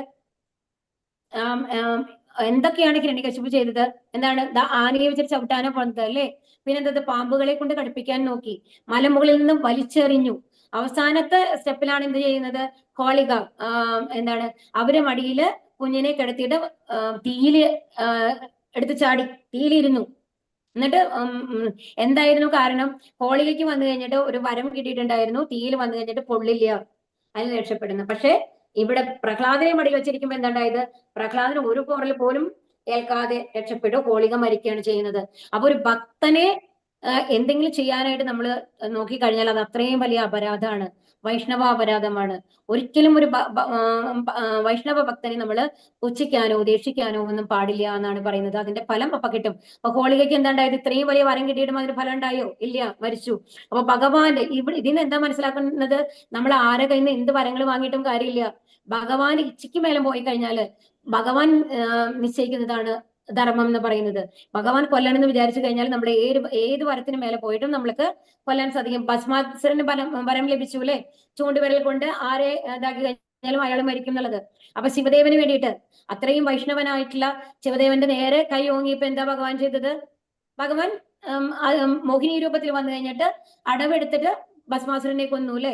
അപ്പൊ ആര് ഭഗവാൻ എതിരായി കഴിഞ്ഞിട്ട്, ഭഗവാന്റെ ഭക്തനെതിരായി കഴിഞ്ഞിട്ട് പ്രവർത്തിച്ചു കഴിഞ്ഞാലും അവർക്കുള്ള ശിക്ഷ, തക്കതായിട്ടുള്ള ശിക്ഷ അപ്പൊ തന്നെ ഭഗവാൻ കൊടുക്കും എന്നുള്ളതാണ്. സമശത്രൗച്ച മിത്രേച്ച തദാമാനാപമാനയോഹോ ശീതോഷ്ണ സുഖ ദുഃഖേഷു സമസംഗ വിവർജിതഃ തുല്യ നിന്ദാസ്തു നിർമൗനി സന്തുഷ്ടോ യേന കേനചിത് അനികേത സ്ഥിരമതിർ ഭക്തിമാൻ മേ പ്രിയോ നരക. ശത്രുക്കളിലും മിത്രങ്ങളിലും സമഭാവനയോടെ മാനാപമാനങ്ങൾ, ശീതോഷ്ണങ്ങൾ, സുഖദുഃഖങ്ങൾ, ആദരവും അനാദരവും, യശസ്, ദുഷ്കീർത്തി, സംഘത്തിൽ നിന്ന് എല്ലായ്പ്പോഴും മുക്തനും മൗനിയും ജ്ഞാനത്തിൽ ഉറച്ചവനും സദാ സംതൃപ്തനുമായി ഗാർഹിക ബോധം ഉപേക്ഷിച്ച് ഭക്തിയുടെ സേവനത്തിൽ ഏർപ്പെട്ടിരിക്കുന്ന ഭക്തൻ എനിക്ക് ഏറ്റവും പ്രിയപ്പെട്ടവനാണ്. ഇനി അടുത്ത കണ്ടീഷൻ പറയുകയാണ്. എന്തെന്ന്? ശത്രുക്കളിലും മിത്രങ്ങളിലും സമഭാവനയോടെ മാനാപമാനങ്ങൾ, ശീതോഷ്ണങ്ങൾ, സുഖദുഃഖങ്ങൾ, ആദരവും അനാദരവും, ഇതിലൊന്നും അവർക്ക് ഇതുണ്ടാവില്ല. ഒരാൾ വന്നു കഴിഞ്ഞിട്ട് ചീത്ത പറയാണ്, അനാദരിക്കുകയാണ്, എന്തൊക്കെ നിങ്ങളൊന്നും ശരിയല്ല എന്ന് പറയാണ്, ഇതിലൊന്നും അവർക്ക് വിഷമം തോന്നില്ല. അതുപോലെ എന്താണ്? തണുപ്പും ചൂടും എല്ലാം അവർക്ക് ഒരുപോലെയാണ്. അതുപോലെ തന്നെ വേറൊരു സംഘം, ഇപ്പൊ നമ്മളിപ്പോ ഭക്തന്മാരുടെ സംഘത്തിലാണെങ്കിൽ എല്ലായ്പ്പോഴും നമ്മൾ ഭക്തന്മാരെ കുറിച്ചിട്ടൊക്കെയാണ് സംസാരിക്കുക അല്ലെ. പക്ഷെ നമ്മൾ ഇത് കഴിഞ്ഞു, ഈ ഭഗവത്ഗീത ക്ലാസ് കഴിഞ്ഞാൽ നിങ്ങൾ നിങ്ങളുടെ ഭൗതിക ജീവിതത്തിലേക്ക് തിരിച്ചുപോയി, അമ്മ അച്ഛൻ കുട്ടികൾ എന്നുള്ള ഒരു ഇതിലേക്ക്. അപ്പൊ നമ്മൾ സംസാരിക്കുന്നതെല്ലാം ഭഗവാനെ കുറിച്ച് ആവണമെന്നില്ല അല്ലെ. അപ്പൊ ആ സമയത്ത് എന്താണ് ഇങ്ങനത്തെ ഭക്തന്മാർ ചെയ്യുക? മാക്സിമം മൗനത്തിലിരിക്കും എന്നാണ് പറയുന്നത്, മൗനിയായിട്ടിരിക്കും. അപ്പൊ ഈ ഗാർഹിക ബോധം ഉപേക്ഷിച്ച് ഭക്തി സേവനത്തിൽ ഏർപ്പെട്ടിരിക്കുന്ന ഭക്തൻ എനിക്ക് ഏറ്റവും പ്രിയപ്പെട്ടവനാണ് എന്നുള്ളതാണ് പറയുന്നത്. അപ്പൊ അങ്ങനത്തെ ഭക്തൻ. അപ്പൊ ഇവിടെ ഉദാഹരണമായിട്ട് കാണിക്കുന്നത് അംബരീഷ് മഹാരാജാവിനെ കുറിച്ചിട്ടാണ്. അംബരീഷ് മഹാരാജാവ് എങ്ങനത്തെ ഭക്തനായിരുന്നു എന്നാണ് പറയുന്നത്. അത്രയും വലിയ മഹാനാണ്. അദ്ദേഹത്തിന്റെ രാജ്യം അത്രയും സുഖസമൃദ്ധമായിട്ടുള്ള ഒരു രാജ്യമാണ് അംബരീഷ് മഹാരാജാവിന് ഉണ്ടായിരുന്നത്. പക്ഷെ അത്രയും ശുദ്ധഭക്തനായിട്ട് എങ്ങനെയാണ് അംബരീഷ് മഹാരാജാവ് ജീവിച്ചിരുന്നതെന്നാണ് പറയുന്നത്. ഇതിലൊരു ശ്ലോകം ഉണ്ട്. സവൈമന കൃഷ്ണ പദാരവിന്ദയോർ മജാംസി വൈകുണ്ഠ ഗുണാനുവർണ്ണനെ കരോഹരേർ മന്ദിരമാർജനാദിഷു ശ്രുതിം ചകാരാച്യുത സത്കഥോദയേ മുകുന്ദലിംഗാലയ ദർശനേ ദൃശോ തദ്ഭൃത്യഗാത്ര സ്പർശേംഗ സംഗമം ഗ്രാണം തത്പാദ സരോജ സൗരഭേ ശ്രീമത് തുളസ്യാരസനാം തദർപ്പിതേ പാദോഹരേ ക്ഷേത്ര പദാനുസർപ്പണേ ശിരോ ഹൃഷീകേശ പാദാഭിവന്ദനേ കാമം ച ദാസേന തു കാമകാമയ യഥോത്തമ ശ്ലോക ജനാശ്രയാരതി. ഭാഗവതത്തിൽ അതിമനോഹരമായിട്ടുള്ള ഒരു ശ്ലോകമാണ്. ഇതിൽ എന്താ പറയുന്നത്? ഭഗവാൻ ആദ്യത്തെ എന്താ? സവൈമന കൃഷ്ണ പദാരവിന്ദയോർ, അദ്ദേഹത്തിന്റെ അംബരീഷ് മഹാരാജാവിന്റെ മനസ്സ് എപ്പോഴും ആരുടെ പാദാരവിന്ദങ്ങളിലാണ്? ഭഗവാന്റെ പാദാരവിന്ദങ്ങളിൽ. അതിന്റെ സേവ ചെയ്യാനാണ് ഉപയോഗിച്ചിരുന്നത്. അതുപോലെ തന്നെ വാക്കുകൾ എന്തിനാണ്? വൈകുണ്ഠത്തിന് ഭഗവാന്റെ നാമത്തെ കുറിച്ച് വർണ്ണിക്കാൻ, ഭഗവാന്റെ ലീലകളെ കുറിച്ച് വർണ്ണിക്കാനാണ് നാവ് ഉപയോഗിച്ചിരുന്നത്. ചെവി എന്തിനു വേണ്ടിയിട്ടാണ്? ഭഗവാനെ പറ്റി കേൾക്കാനായിട്ട്. അങ്ങനെ ഓരോ അവയവങ്ങളും. കൈകൾ എന്തിനാണ് ഉപയോഗിച്ചിരുന്നത്? ഭഗവാന്റെ ഡെക്കറേറ്റ് ചെയ്ത് ഭഗവാനെ ഇതാകാൻ വേണ്ടിയിട്ട്. കാലുകളോ എന്താണ്? മന്ദിരമാർജനാദവും എന്നാൽ ക്ഷേത്രങ്ങൾ സന്ദർശിച്ച് ഭഗവാനെ അനുഗ്രഹം നേടാനായിട്ട്. അപ്പോൾ ഓരോ അവയവങ്ങൾ കൊണ്ടും ഭഗവാനെ എന്താണ് ആരാധിച്ച മഹാനായിട്ടുള്ള ഒരു രാജാവായിരുന്നു അംബരീഷ് മഹാരാജാവ്. അപ്പൊ അംബരീഷ് മഹാരാജാവ് വന്നു കഴിഞ്ഞിട്ട് ഇതിങ്ങനെ ദ്വാദശി വ്രതമാരി, ഒരു ഏകാദശി വ്രതം ഉണ്ടല്ലോ, അങ്ങനെ ഒരു വ്രതം എടുക്കുകയാണ്. അപ്പൊ ആ വ്രതം അവസാനിപ്പിക്കുന്ന ദിവസമാണ്. അപ്പൊ വ്രതം അവസാനിപ്പിക്കുന്നത് എങ്ങനെയാണെന്നുണ്ടെങ്കിൽ ജലം കുടിച്ചിട്ട് നിർജ്ജല ഇതായിട്ടാണ് ആ വ്രതം അനുഷ്ഠിച്ചിരുന്നത്. അപ്പൊ ജലം കുടിച്ച് അവസാനിപ്പിക്കണം. അപ്പൊ അവസാനിപ്പിക്കേണ്ട സമയമായി, ഇനി കുറച്ച് സമയം കൂടിയേ ഉള്ളൂ. അപ്പൊ ദുർവാസ മഹർഷി അവിടെ വരികയാണ്. അപ്പൊ ദുർവാസ മഹർഷി വന്നു കഴിഞ്ഞിട്ട് പറയും ആരുടെ അടുത്ത്? അംബരീഷൻ മഹാരാജന്റെ അടുത്ത് പറയും, ഞാനും കേട്ടു, നമ്മൾക്ക് ഒരുമിച്ച് അവസാനിപ്പിക്കാൻ പറയാം എന്ന് പറയും. അപ്പൊ ശരി, ഓക്കെ എന്ന് പറഞ്ഞിട്ട് ഇരിക്കൂ എന്ന് പറയുമ്പോ പറയും, ഇല്ല എനിക്ക് കുളിക്കണം, ഞാൻ കുളിച്ചിട്ട് വരാം എന്ന് പറയുകയാണ് ദുർവാസ മഹാരാജാവ്. അപ്പൊ എന്നിട്ട് കുളിക്കാൻ പോവാണ്. അപ്പൊ വ്രതം അവസാനിപ്പിക്കേണ്ട സമയമായി. സമയം ഇങ്ങനെ ഒരു മിനിറ്റ്, ഒരു നിമിഷം കഴിഞ്ഞു കഴിഞ്ഞാൽ ആ സമയം തീരും. ദുർവാസാവ് മഹർഷി വന്നിട്ടില്ല. അപ്പൊ എന്ത് ചെയ്യും? അപ്പൊ അംബരീഷ് മഹാരാജ് ചുറ്റുമുള്ള ആൾക്കാരോട്, മുനിവര്യന്മാരോട് ചോദിക്കും, ഞാൻ എന്താണ് ഇപ്പൊ ചെയ്യേണ്ടത്? അന്നൊക്കെ ബ്രാഹ്മണന്മാരോടാണ് നമ്മൾ ചോദിക്കുക എന്താണ് ചെയ്യേണ്ടത് എന്നുള്ള. അവര് ഇതിനനുസരിച്ചാണ്, നിർദ്ദേശങ്ങളനുസരിച്ചാണ് ക്ഷത്രിയന്മാരെല്ലാം പ്രവർത്തിക്കുക. മിക്കവാറും മന്ത്രിമാരൊക്കെ ബ്രാഹ്മണന്മാരായിരിക്കും. അപ്പൊ അവരോട് ചോദിക്കും എന്താ ചെയ്യേണ്ടത്. അപ്പൊ അവര് പറയും, ശരി, നമ്മൾ ഭക്ഷണം കഴിക്കേണ്ട, ഒരു തുള്ളി ജലം മാത്രം, തുളസി ജലം മാത്രം കുടിച്ചിട്ട് വ്രതം അവസാനിപ്പിക്കുക അങ്ങ്. അതിനുശേഷം ദുർവാസാവ് മഹർഷി വന്നതിന് ശേഷം നമ്മൾക്ക് ഭക്ഷണം കഴിക്കാം എന്ന് പറയും. അപ്പൊ ശരിയെന്ന് പറഞ്ഞിട്ട് ആ തുള്ളി വെള്ളം വായിൽ ഒഴിച്ചു എത്തി. ആ സമയത്തിനുള്ള ആര് വരും? ദുർവാസ മഹർഷി വരും. ഒരുപാട് കോപിക്കുകയാണ്, ഞാൻ എത്തുന്നറിയില്ലേ, അതിനുള്ളിൽ എന്തിനാണ് ഇങ്ങനെ വെള്ളം കുടിച്ചത് എന്ന് പറഞ്ഞു കഴിഞ്ഞിട്ട് എന്ത് ചെയ്യും? ആ കോപം കൊണ്ട് ഇങ്ങനെ ജ്വലിക്കുകയാണ്. അപ്പൊ എത്ര മഹർഷിയായാലും കാര്യമില്ല, ഭൗതികമായിട്ടുള്ള ആ പൂർണ്ണമായി ശുദ്ധത വന്നിട്ടില്ല എന്നുണ്ടെങ്കിൽ, അതുകൊണ്ടാണ് ഭക്തിയുത സേവനങ്ങൾ ചെയ്യാൻ പറയുന്നത് ധ്യാനത്തെക്കാൾ കൂടുതൽ ഭഗവാൻ. അപ്പൊ മനസ്സിൽ ശുദ്ധത വന്നിട്ടില്ല എന്നുണ്ടെങ്കിൽ എന്താണ് ഉണ്ടാവുക? സ്പർദ്ധ വരും. അപ്പൊ എന്താ ചെയ്യുന്നത്? ഒരു കൃത്തിക എന്ന് പറയുന്ന ഒരു രാക്ഷസ രൂപത്തെ സൃഷ്ടിക്കുകയാണ്. എന്നിട്ട് ആ കൃത്തിക വന്നു കഴിഞ്ഞിട്ട് അംബരീഷ് മഹാരാജാവിനെ കൊല്ലാൻ പോവാണ്. ഭഗവാൻ നോക്കിയിരിക്കും, ശുദ്ധ ഭക്തനല്ലേ. അപ്പൊ എന്താ ചെയ്യാ? ഭഗവാന്റെ സുദർശന ചക്രം വന്നു കഴിഞ്ഞിട്ട് ആ കൃത്തിയെ കൊന്നു കഴിഞ്ഞിട്ട് എന്ത് ചെയ്യും? അതിന് കാരണക്കാരനായത് ആരാണ്? ദുർവാസ മഹർഷിയാണ്. തെറ്റാണ് ദുർവാസ മഹർഷി ചെയ്തത് അല്ലേ. അപ്പൊ ദുർവാസ മഹർഷിയെ തുരത്തിക്കൊണ്ട് പോവാണ്. അവസാനം ദുർവാസ മഹർഷി പർവ്വതത്തിന്റെ മേലെ, എല്ലായിടത്തും നദികൾ, എല്ലായിടത്തും പോവാണ്. പക്ഷെ പിന്നാലെ ഈ സുദർശന ചക്രം. അവസാനം ഭഗവാന്റെ അടുത്ത് വരും. എന്നിട്ട് ഭഗവാന്റെ അടുത്ത് വന്നിട്ട് ഇങ്ങനെ കാലിൽ വീഴും, എനിക്ക് തെറ്റ് പറ്റി, ഞാൻ എന്താണ് ചെയ്യേണ്ടത്? അപ്പൊ ഭഗവാൻ പറയും, എന്റെ കയ്യിൽ ഒന്നുമില്ല, കാരണം എന്റെ ഭക്തന്മാർ എന്നെക്കാളും മേലെയാണ്. ഇനി നിങ്ങൾ പോയി അംബരീഷ് മഹാരാജാവിനോട് പോയി മാപ്പ് പറയൂ, അപ്പോഴാണ് സുദർശന ചക്രം പിന്നിലേക്ക് വരുള്ളൂ എന്ന്. എന്നിട്ട് ദുർവാസ മഹർഷി അംബരീഷ് മഹാരാജാവിന്റെ കാലിൽ വീണ് മാപ്പ് ചോദിച്ച് സുദർശന ചക്രം തിരിഞ്ഞു പോകും. അത് എന്നിട്ട് പോലും അംബരീഷ് മഹാരാജിന് ഒരു ദുഃഖം ഉണ്ടായില്ല. ഒരു കൊല്ലമാണ് ഈ സമയം എടുക്കുന്നത്. ഒരു കൊല്ലം കഴിഞ്ഞിട്ടാണ് ദുർവാസ മഹർഷി എത്തുന്നത്. അതുവരയ്ക്കും ഒരു ഭക്ഷണം പോലും കഴിക്കാണ്ട് വെയിറ്റ് ചെയ്തിട്ടിരിക്കുകയാണ്. എന്നിട്ട് പറയും, ഓ അങ്ങ് അങ്ങക്ക് വിശന്ന് വളരെയധികം കഷ്ടപ്പെട്ടിട്ടുണ്ടാവൂലേ, വരൂ നമ്മൾ എല്ലാം റെഡിയാണ് ഭക്ഷണം കഴിക്കാന്ന് പറയുകയാണ് ചെയ്യുന്നത് അംബരീഷ് മഹാരാജാവ്. അപ്പൊ ആ ഒരു മനസ്സാലോചിച്ച് നോക്കൂ. അങ്ങനെയാണ് ഒരു ഭഗവത് ഭക്തന്റെ മനസ്സുണ്ടാവുക. അതാണ് ഇവിടെ പറയുന്നത്. ശത്രുക്കളിലും മിത്രങ്ങളിലും സമഭാവനയോടെ അപമാനങ്ങൾ ഇതൊന്നും അവരെ മാറ്റാനായിട്ട് സാധിക്കില്ല. ഏതു ധർമ്മ്യാമൃതമിതം യഥോക്തം പരിപാസതേ ശ്രദ്ധദാന മത്പരമാ ഭക്താസ്തേ അതീവ മേ പ്രിയഃ. നീ എനിക്ക് ഏറ്റവും അതീവ പ്രിയനാരാണ്? നാശരഹിതമായ ഈ ഭക്തിയുത സേവന മാർഗം പിന്തുടർന്ന് എന്നെ പരമലക്ഷ്യമാക്കിക്കൊണ്ട് വിശ്വാസത്തോടു കൂടി പൂർണ്ണമായും എന്നിൽ ഒഴുകുന്നവർ എനിക്ക് ഏറ്റവും പ്രിയപ്പെട്ടവരാണ്. അപ്പൊ ഇവിടെ എന്താ പറയുന്നത്? ഇങ്ങനെ എല്ലാ ഇതുമാതിരി ആരൊക്കെ എനിക്ക് വേണ്ടിയിട്ട് നാശരഹിതമായ ഭക്തിയുത സേവനം. ഈ ഭക്തിയുത സേവനം എന്ന് പറയുന്നത് ഒരിക്കലും നാശമില്ല. കാരണം ഇതിനു മുമ്പ് നമ്മൾ പറഞ്ഞു അല്ലെ, എന്താണ് സ്വല്പമഭ്യസ്യ ധർമ്മസ്യ ത്രായതാ മഹതാ ഭയാ എന്ന് പറഞ്ഞു. അതെന്താണ്? കുറച്ചെങ്കിലും നമ്മൾ അഭ്യസിക്കുകയാണെങ്കിൽ, ഭക്തിയുത സേവനങ്ങൾ ചെയ്യുകയാണെങ്കിൽ അടുത്ത ജന്മത്തിൽ അതിന്റെ തുടർച്ചയായിട്ടാണ് നമ്മൾക്ക് ചെയ്യേണ്ടത്. അത് നമ്മളുടെ കൂടെ തന്നെ ഉണ്ടാവും എന്നുള്ളത്. അതാണ് നാശരഹിതമായിട്ടുള്ള ഭക്തിയുത സേവന മാർഗം പിന്തുടർന്നിട്ട് പൂർണ്ണ വിശ്വാസത്തോട് കൂടിയിട്ട് ഭഗവാനെ ഇതാവാണെങ്കിൽ എന്തായാലും അവർക്ക് ഭഗവാന്റെ അടുത്ത് എത്താൻ സാധിക്കും എന്നുള്ളതാണ് പറയുന്നത്.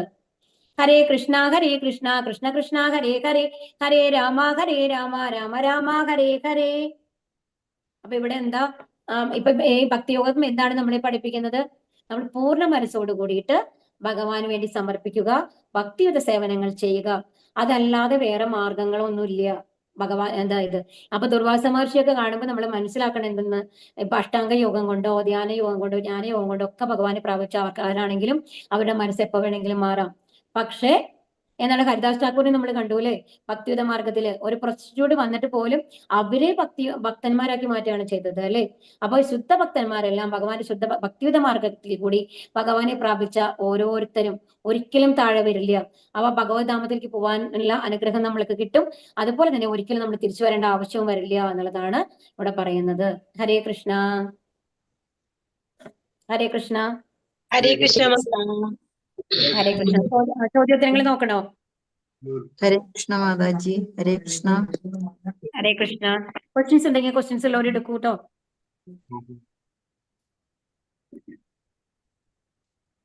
എന്താണ് ക്വസ്റ്റ്യൻസ് ഇവിടെ? വളരെ 5 ക്വസ്റ്റ്യൻസ് ഉള്ളൂ. ഭഗവാന്റെ അഭിപ്രായത്തിൽ കൂടുതൽ പരിപൂർണത ഉള്ളവരാരാണ്? അത് നിങ്ങൾക്ക് ഉത്തരം പറയാൻ പറ്റുമല്ലോ. നമ്മൾ പറഞ്ഞില്ലേ എന്താണ്? 2 തരത്തിലുള്ള വ്യക്തിശൂന്യ ബ്രഹ്മത്തെ ആരാധിക്കുന്നവരാണോ ഭക്തിയുത സേവനങ്ങൾ ചെയ്യുന്നവരാണോ, ആരാണ് ശ്രേഷ്ഠർ എന്നാണ് ചോദിച്ചത് അല്ലെ. അപ്പൊ ആർക്കാണ് പരിപൂർണതയുള്ളത്? പറയൂ. ഹരേ കൃഷ്ണ. ഭക്തിയുള്ളവർക്ക്. ഭക്തിയുത സേവനങ്ങൾ ചെയ്യുന്നവർക്ക്. രണ്ടുപേർക്കും ഭക്തിയുണ്ട്. പക്ഷെ ഭക്തിയുത സേവനങ്ങൾ, അതായത് നാമം ചൊല്ലി ഭഗവാനെ ആരാധിച്ചുകൊണ്ട് ചെയ്യുന്ന മറ്റേതെന്ന് പറയുന്നത് നമ്മൾ ധ്യാനിച്ചിരുന്നിട്ടല്ലേ, അഷ്ടാംഗ യോഗയൊക്കെ ചെയ്തിട്ടല്ലേ ചെയ്യുന്നത്. അപ്പോ ഭക്തിയുത സേവനങ്ങൾ ചെയ്യുന്ന ആൾക്കാർക്കാണ് പരിപൂർണത കൂടുതലുള്ളത്. ഇനി ഭക്തിയോഗവും ജ്ഞാനയോഗവും തമ്മിലുള്ള വ്യത്യാസം എന്താണ്?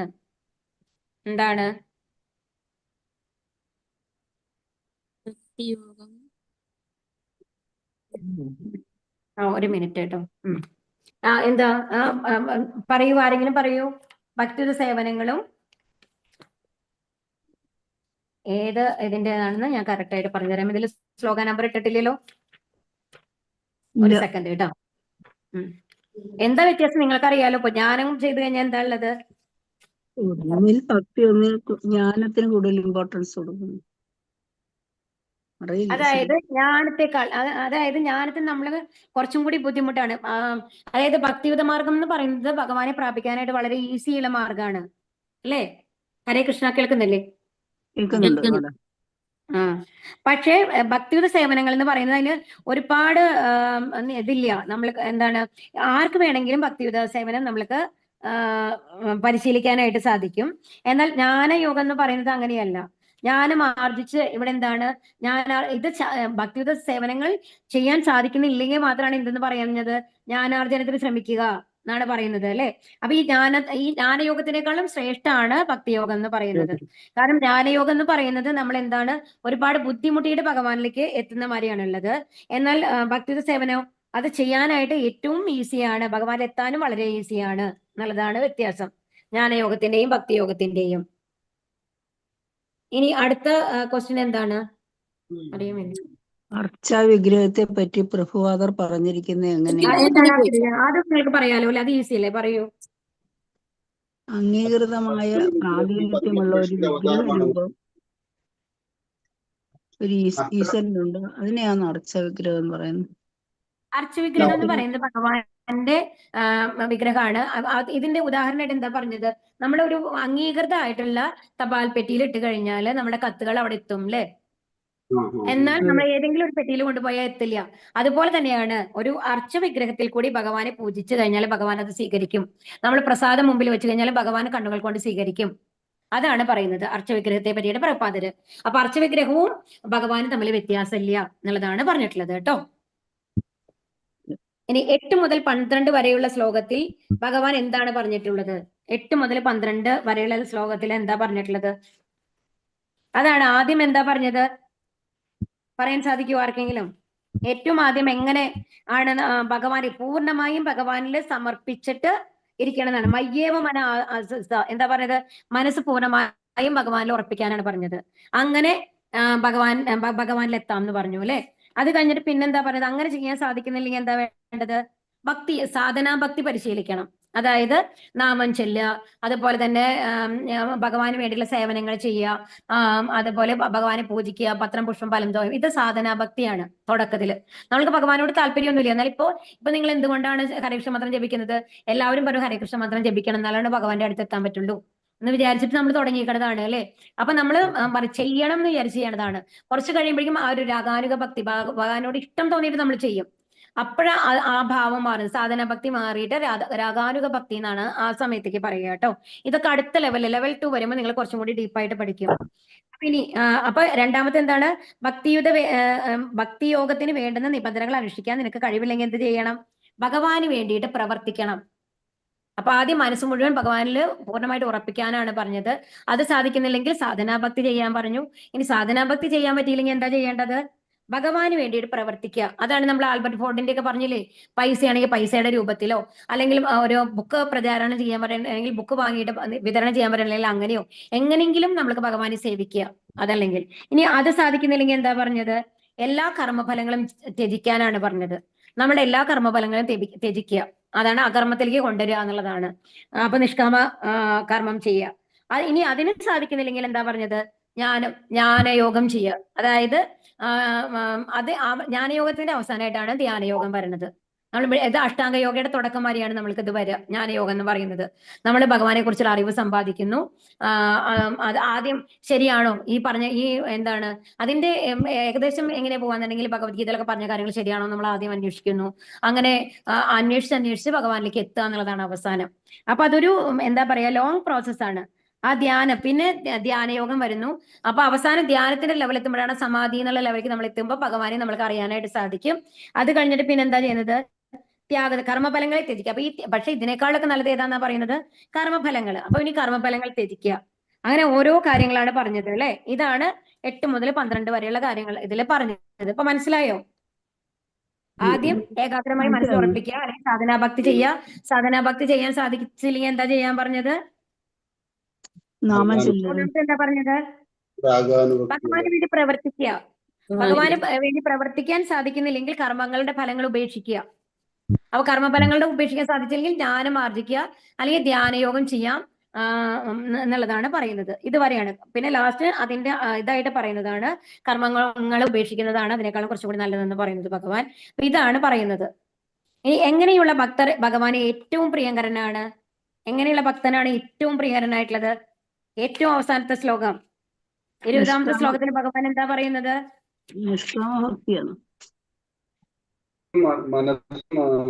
അല്ല സോറി, അതെ 20ാമത്തെ ശ്ലോകമാണ്.